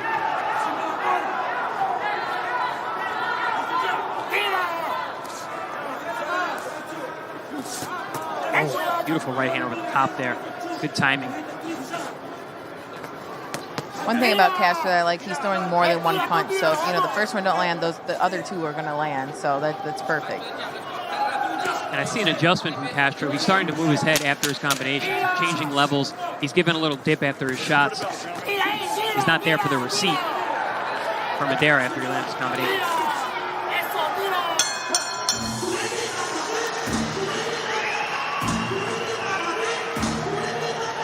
This fight's so interesting. It's going by so fast because it's so action-packed. Yeah, these guys, they meet in the center of the ring. They stay there and they trade punches. I'm not complaining. Not at all.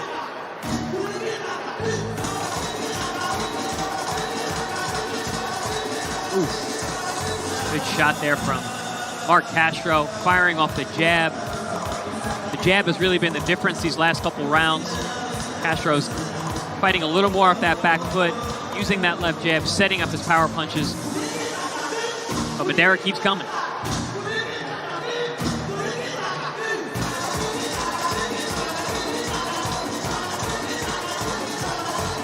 Well, when Mark Castro comes out of the corner, he will be doing so to start a 5th round for the first time as a pro. He's not gone past the 4th round in any fight up until tonight. And this is when you have to tap in mentally, right? You know, sometimes coming out as a fresh fighter, you want to get that early knockout. But these later rounds is what counts. It shows what type of fighter you are, how you can dig deep. And this is what we're seeing with Castro right now. Absolutely. That, you know, his amateur pedigree, his experience is carrying through into the pros. I agree. Castro moving well here at the start of round 5, landing some quality shots.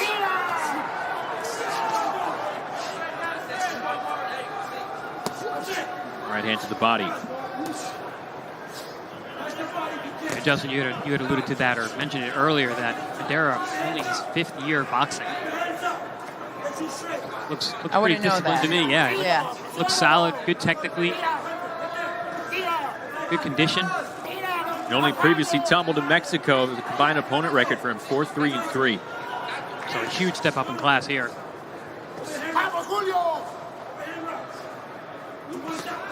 Actually, he's coming off a loss back in August.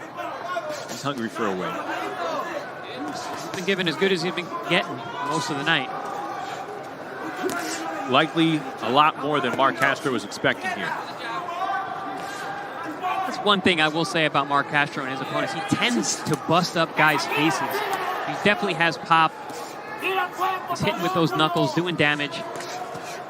Not the first opponent who's been a bloody mess after a few rounds of Mark Castro. You see some slight swelling on the forehead of Madera as well. Good right hand from Madera. Catches Castro as he's changing levels. I think the different levels of class are starting to show here. Castro has found his rhythm, moving well. Offense and defense working seamlessly.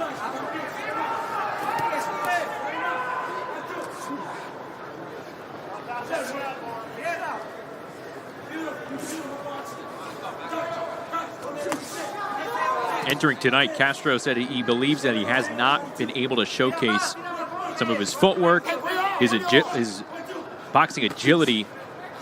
He thought it would be coming in due time. Little did he know he'd be using those tools here tonight. Yeah, he hasn't really had to yet. Tonight he had to. Needs a shot there from Madera. I like this fight for Castro because he has to be disciplined. He's got to stay on his toes. He's got to stay on his P's and Q's, because whenever he makes a mistake, Madera takes advantage of it. I agree, and again, that transfers into tapping into that mentality to say, hey, I have to be sharp. I can't lose focus. It only takes a few seconds, right, to get off that game plan. Sometimes less. Right.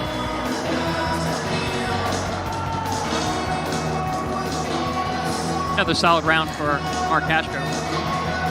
Perhaps starting to separate himself just a little bit from Julio Madera. Yeah, seems to be digging himself out of that hole that he found himself in the second round when he got put down.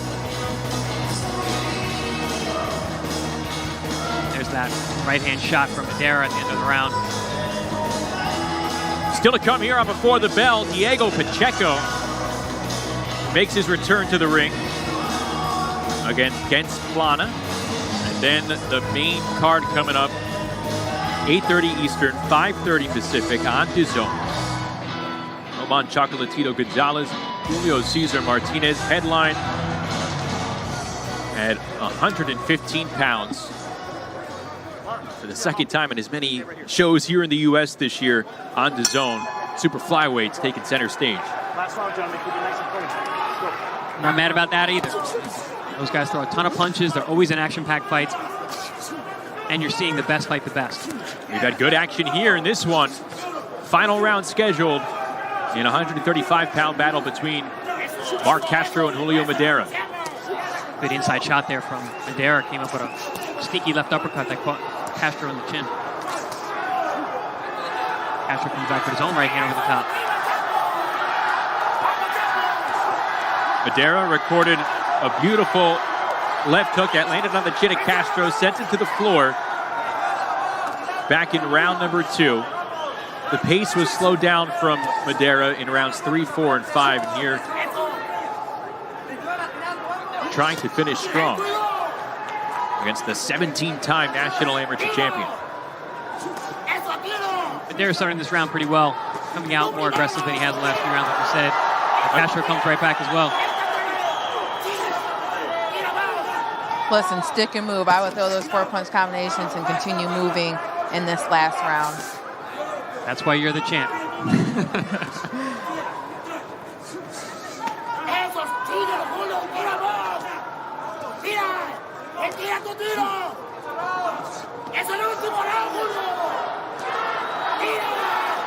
Castro entering this at 5-0, 5 knockouts. He has not gone the distance yet as a pro.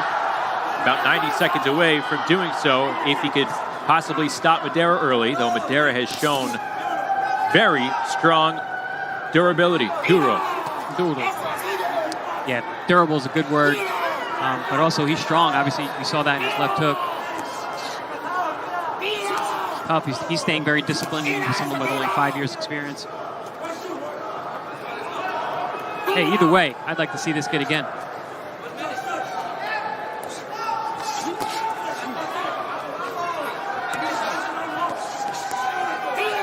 Castro working the jab and then moving. What's nice, Castro's able to go back and look at every round to see his mistakes, what he can work on, and you know this is what the program continues to show, and how you can be better as an athlete and as a boxer. Beautiful two-punch combo from Castro. The right hand effective here in round 6. I like the fact that Castro's been able to self-adjust in these rounds. He had some mistakes going on early. Seems like he corrected those. Hasn't been getting hit quite as much. Took back control. Good learning experience.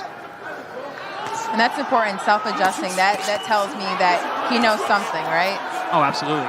His father said that, you know, he's a thinker in there, and he sees his son thinking. So, hey, good left hook again from Madera at the end of the round. Slugging it all the way through. Mark Castro goes the distance for the first time as a pro. Perhaps overcomes adversity as well with that second round knockdown. An impressive performance from both ends for Castro. Up until tonight as a professional, what stood out was the flawless performances that he had. He was maybe making quick work of his opponents, but he was doing it so fundamentally sound that you really couldn't pick apart the performances. Here, you taste a little adversity. You want to see how they respond. Did pretty well. Yeah, I spoke to Mark's manager, Keith Connolly, and he was saying that they need rounds. They need guys that are going to be there. They need rounds. Well, they got it. They got almost more than they could chew, but I think Mark handled it very well. I do believe he's going to pull out this decision, but we got to see him go through that adversity, self-adjust, figure a guy out. I think this is going to make him a better fighter. Yeah, and like you mentioned, rounds, right? You can get as many rounds in sparring, but when it comes to fighting, it's so different. And so, again, that tells you so much about what you can do and what you can do better. Absolutely. Great point.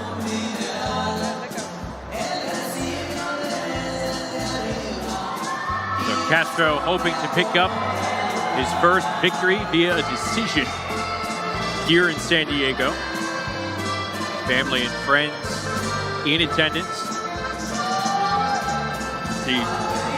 The Mexican flag for his mother, the El Salvadorian flag for his father. Castro awaits the decision, and we go to David Diamante.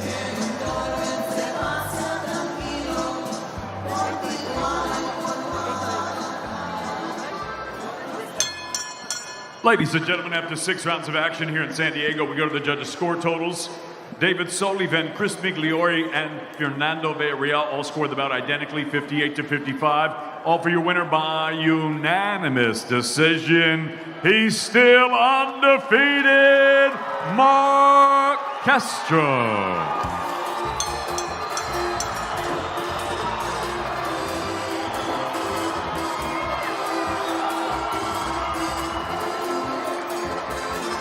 That scorecard was very similar to how I had it. Really, the only round that I gave to Madera was that second round, plus the extra point for the knockdown. Otherwise, Castro seemed to be in control, using his experience and his jab.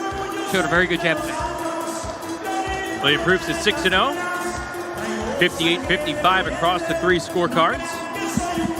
And he overcomes the second round knockdown from Julio Madera, and you saw Julio pretty disappointed. Maybe thought he did enough, or maybe thought he had the scorecards a little bit closer. Human nature right there, I'm sure. Mark Castro. Human nature for a fighter. Yeah, showing a lot there in rounds 3, 4, 5, and 6, bouncing back nicely. Yeah, I think it was a great performance from both men. I think, like I said, I want to see this kid fight again. I mean, he showed experience well beyond his years, well beyond his experience. And I think Castro showed he can overcome adversity. He can deal with those demons deep inside, and he can deal with getting out of those dark places. And you're going to have that in a boxing. I agree. I think it's, after a knockdown, it really, you'll see your demeanor change, right? And so what adjustment are you making? And that's like the biggest thing in boxing, is making the adjustment mentally and physically when you're in the ring. Absolutely. Answers a lot of questions about a fighter.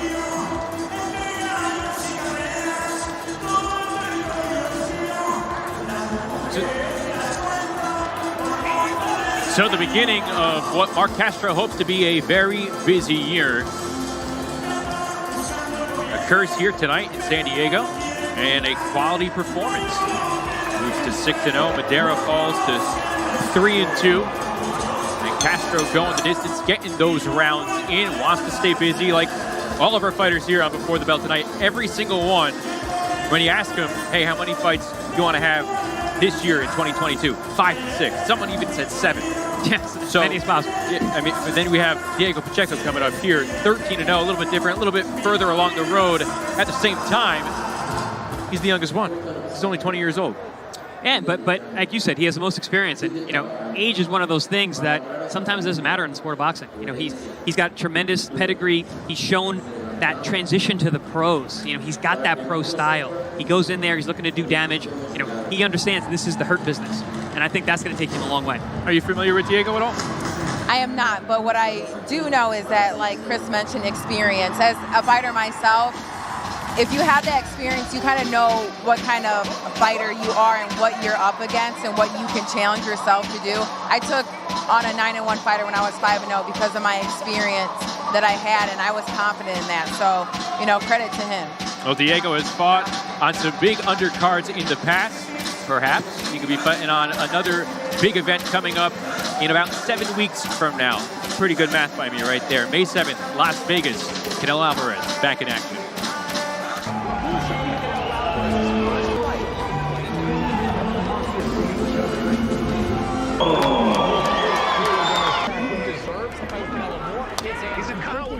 David Benavidez. Canelo Golovkin 3 fight and beat Alexander.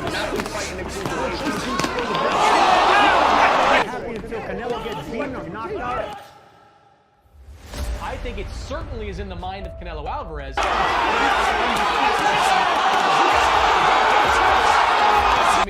I want a big fight to be remembered in this sport. Bivol is a more dangerous fight for Canelo. Dimitri Bivol explodes onto the world scene. There is definitely rock-solid power from Canelo Alvarez, even moving up to 175. Kovalev's down! Kovalev's out! It's over! Canelo is the light heavyweight champion of the world. Canelo Bivol happening May 7th at T-Mobile Arena. Quick reaction when you first heard that Bivol was going to be the opponent for Canelo. Surprised first, and then impressed. That's a tough fight for Canelo. It's a risky fight, going back up to 175 against an undefeated world champion who's shown tremendous class. Man, Canelo has cojones. 175-pound contest for Bivol's WBA title. We're going to go back into the ring right now. David Diamante takes it away.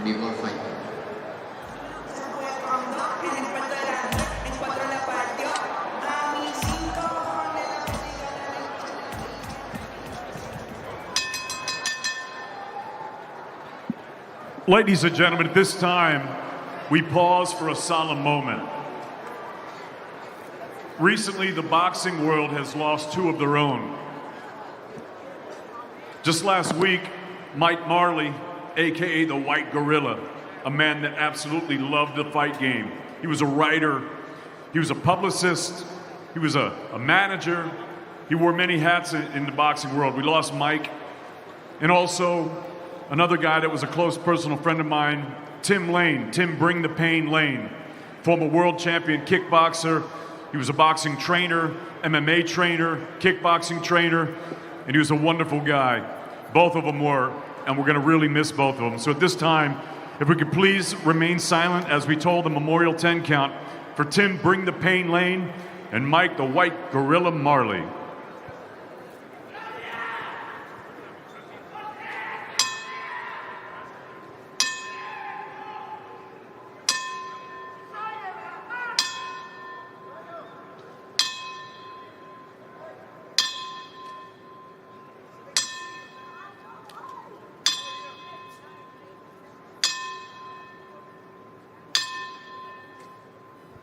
Rest in peace, fellas. We're going to miss both of you. And as they would have liked the fights to go on, so we're set to go with our next contest. 8-round super middleweights now making his way to the ring, Gens Plana.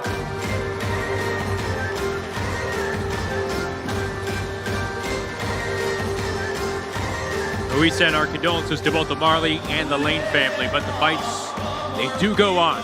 And it is our featured match here on Before the Bell. Gens Plana, 28 years of age, 9-3-1, with 5 knockouts entering the ring. Came to the U.S. when he was 5, moved to Iowa, then to Hagerstown, Maryland. And you're going to notice right away a very uncommon stance from Gens Plana. And now set to make his ring walk, here is the undefeated Diego Pacheco.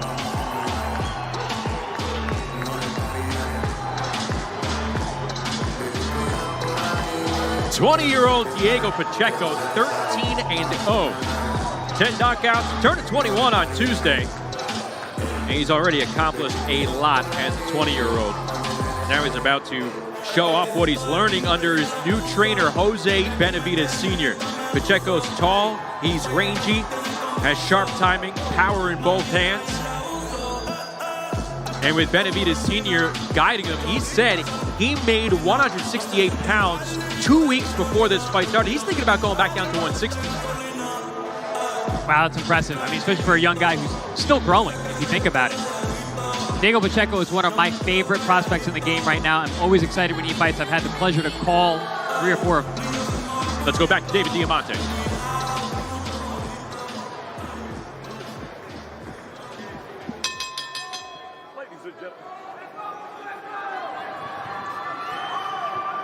Ladies and gentlemen, from the Pechanga Arena here in San Diego, California, live on Dazn, we are set to go with a special super middleweight attraction. It's all being brought to you courtesy of Mr. Eddie Hearn of Matchroom Boxing. We're sponsored by Hennessy, Never Stop, Never Settle, Bet Online, AutoZone, and JD Sports. Introducing your 3 judges scoring this contest from ringside. Raul Cais Sr., Fernando Villarreal, and Zachary Young. And at the sound of the bell, your 3rd man in the ring, referee Jerry Cantu.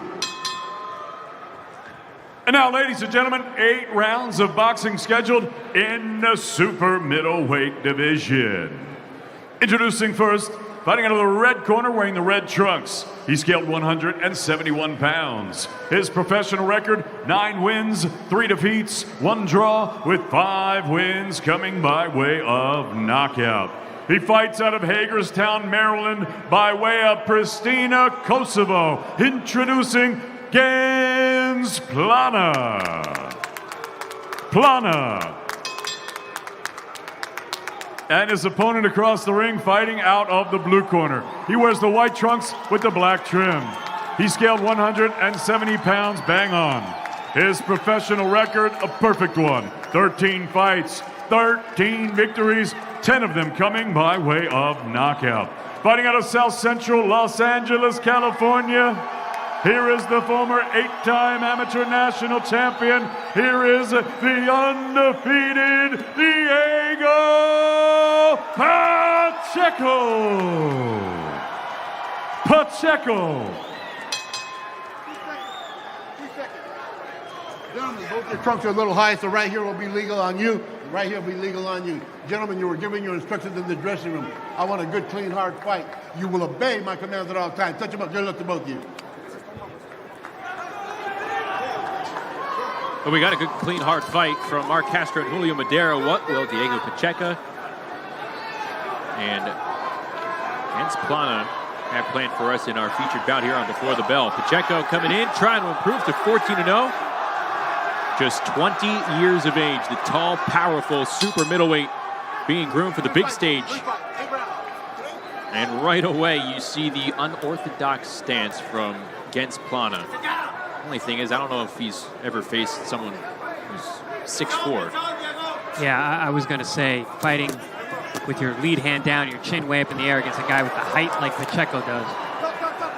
Not a great strategy.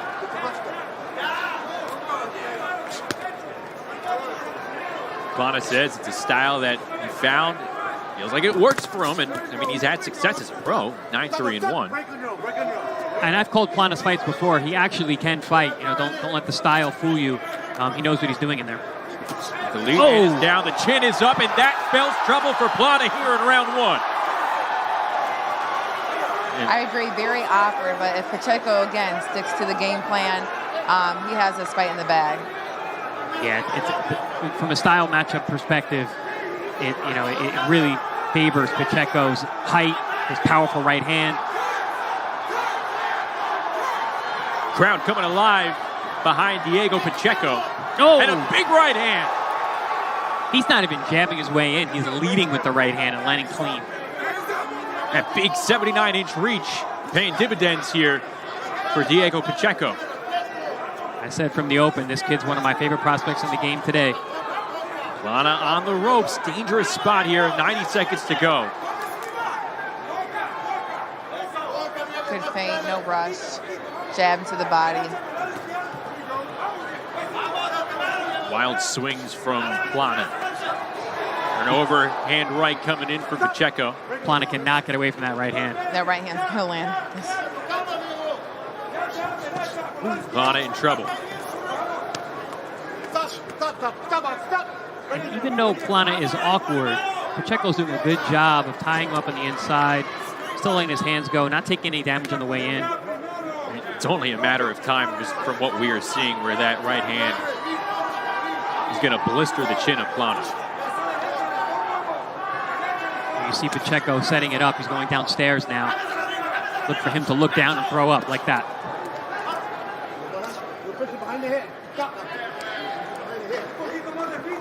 Pacheco called Plana's style awkward, crazy. Said he sees how it could throw a fighter off. But he has everything in his arsenal to catch him.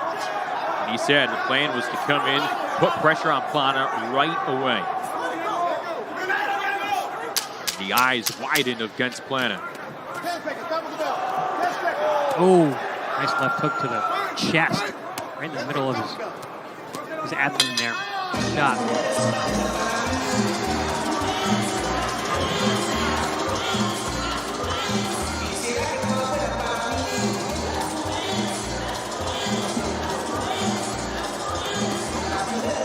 Right off the bat, Pacheco very measured, avoiding the wild swings from Plana. Then we see that right hand, the lead right hand, right over the top. Hits that exposed chin of Plana. Pacheco doing a very good job of finding a home for that right hand, whether it's over the top or straight down the middle. Plana's going to need to make an adjustment so he doesn't keep eating right hands all night long.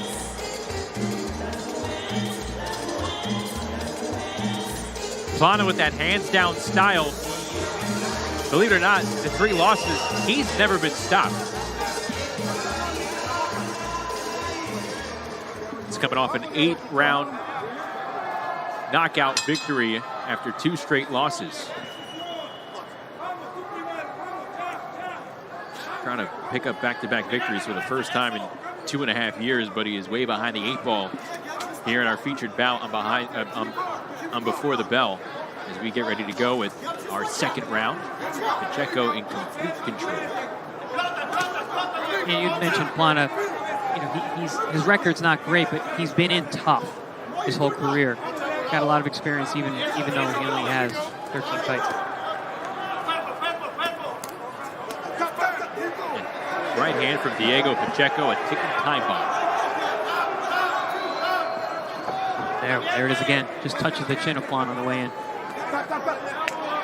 And more fists behind the head from Plana. That looked pretty blatant to me. Terry Cantu giving him some words.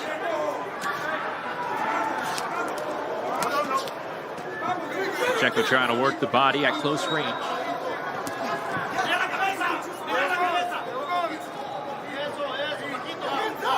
You got to be careful when you're fighting awkward guys like this. Sometimes overthinking it can be troublesome. It can cause you to not fight the way that you really should. Just keep it simple. The fundamentals always work. Jab to the body from Pacheco. Oh! And that right hand comes in. And he has Plana looking like Bambi. Oh, yeah. That's going to do it. Keep it simple, right?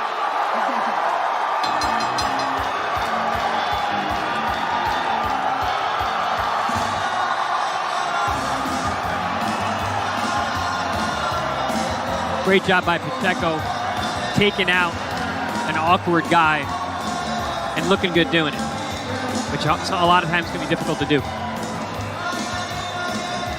There you see Pacheco surrounded by Team Benavidez. Pacheco, after his last fight, he split with his original training team. And he did it really without a plan. He didn't have anyone lined up. He went about 2-3 months without a trainer. Wow. And he was around the LA area, not going back to his original gym. Finally, his good friends, the Benavidez brothers, he told them what was going on, put him in contact with his father. He said, hey, come train with us. Come to the Benavidez house. That's an impressive decision for a young man to make, to go out it alone like that. Just from his stance and just his distance, how he established that, I can tell he's going to be a great fighter. And not overthrowing it, but really shooting it right down the middle. Yeah, like we had said, keeping it simple. He threw the right hand, he was landing the right hand, cleaned it up with the left hook, and that's all she wrote. The right hand setting up a demolishing left hook for Diego Pacheco, who picks up the second round knockout over against Plana. His 11th knockout in his career as he picks up his 14th victory as a pro. Let's go back into the ring, make it official with Dave Diamante.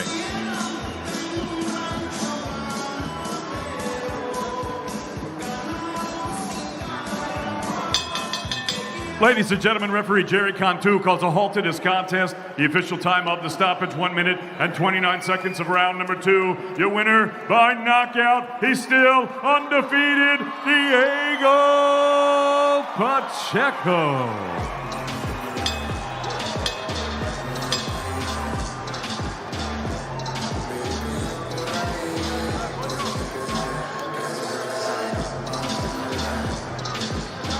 It's always nice to get him out. You know, you don't get paid by the round. It comes in round 2. Funny you mentioned that, Alicia, because over the last 3 fights, for as young as Diego Pacheco has been, he has been gaining experience with his rounds. He's had 22 rounds over his last 3 fights. That's nearly half of his career round total, just in his last 3 fights alone.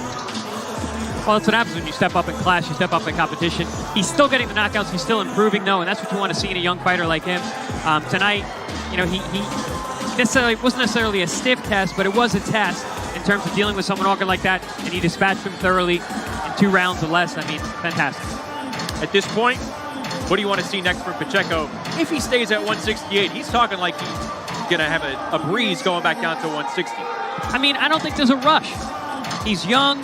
He still has more experience to gain. He's doing very well. He's not taking damage. I think he just needs to keep progressing. He's got a new team now as well. He needs to work through that. So I don't think there's a rush here, even though I'm sure he wants to. And we're going to have Diego Pacheco join us here on the set at the Pechanga Arena after his second round knockout over against Plana.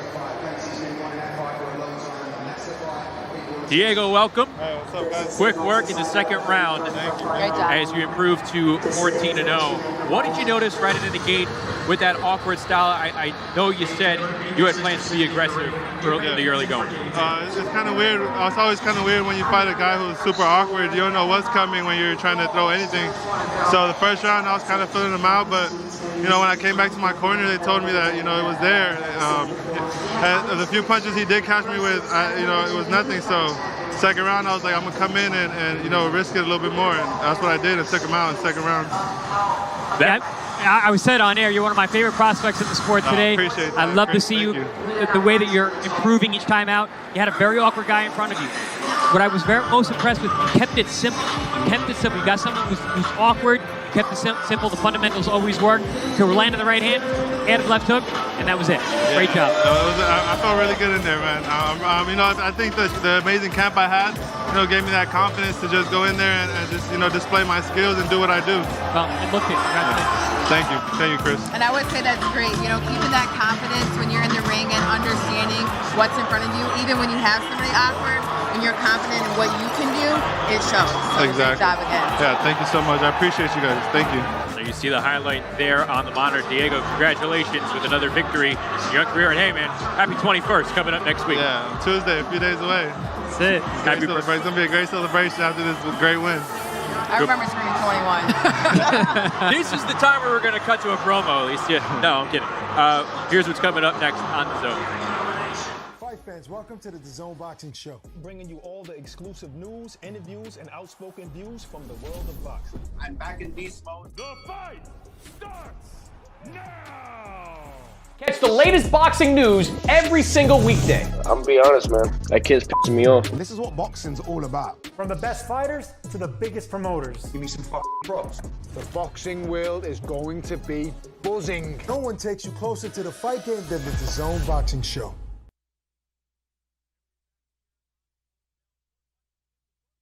The heels of the impressive second round KO by Diego Pacheco. That is obviously not Diego. That is matchroom chairman Eddie Hearn. Eddie, quick thoughts on what Diego was able to do Well, right I would like to take full responsibility for that because 10 seconds before I was saying to him, put the left hook on the end of the right hand. He said he heard me, but I don't actually believe him at all. But much better, much more spite from Diego Pacheco. Sometimes he's such a nice young man. Sometimes I feel like he works too much on his technique. Sometimes you've got to go out there and you've got to be a wrecking machine. There's a wrecking machine next to me as well, and Alicia Baumgardner. But that was what gets the arena, everybody excited. Big knockouts like that. I think under Jose Benavidez, this is a lovely link up. They give him a little bit more aggression. Really good performance. We're going to take a look at the knockout in short order. Right under the tutelage of Eddie Hearn, the left hand. A cheeky one on the way down.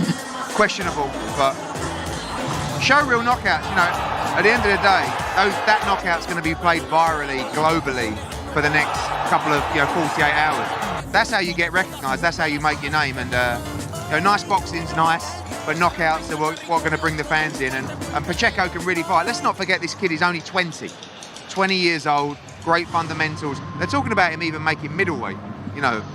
So we'll see. I always thought he'd end up being, our second Mexican heavyweight world champion. But we had mentioned on air, Eddie, like what's next for him.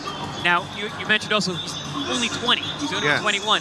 How fast do you want to move him, or are you going to kind of pull the reins on him? Because he looks fantastic. He's improving each time out. I think that he can start moving up now to maybe, certainly tonight was an 8, maybe 10 rounds as well. He's boxed on a couple of big Canelo undercards in sort of 8 and 10 rounds, and I think the occasion might have been a bit too much for him. Sometimes we do put these young prospects in the deep end. I mean, you saw even with Skye Nicholson tonight, like she makes her debut against a girl from San Diego who's 3-0 with all these Mexican fans. But at the time, it seems like a crazy idea, but over time, it will actually build the foundations for you to grow as a fighter. And I think when Pacheco settles in with Jose Benavidez, I think he's ready to start moving into sort of regional titles and stuff like that. Let's look ahead to tonight's main event, 8:30 Eastern, 5:30 Pacific on DAZN. The co-feature, Mauricio Lara, Emilio Sanchez, and then the big one with Chocolatito and Martinez. Your thoughts? I mean, I can't wait for this fight. Julio Cesar Martinez is one of my favourite fighters that we represent, because this kid is crazy. Like, he comes from a really, really rough place in Mexico City. He has, con todo menos con miedo is his saying, which means with everything but fear. And that's how he fights. But he's fighting a pound-for-pound great tonight in Roman Chocolatito Gonzalez. And I think early on in this fight, Martinez is going to be very, very dangerous. But if he lets Chocolatito get in his groove, it's going to start getting really tough for Martinez. Chocolatito's got a great rhythm to his boxing, and he sort of breaks you down over time. But Martinez will give it everything, and this place will be absolutely jumping tonight with Nicaraguans, but with a lot of Mexicans. And it's a tremendous fight. Fair play to both for accepting it. You're going to see a war tonight. Hey, we came in very early this afternoon. The parking lot was packed. This place is going to blow off the roof here tonight in San Diego. For Eddie Hearn, Alicia Baumgardner, and Chris Algieri, I'm Justin Shackle. Thanks for joining us on Before the Bell. Tune into the DAZN broadcast beginning at 8:30 Eastern, 5:30 Pacific, here on Matchroom DAZN.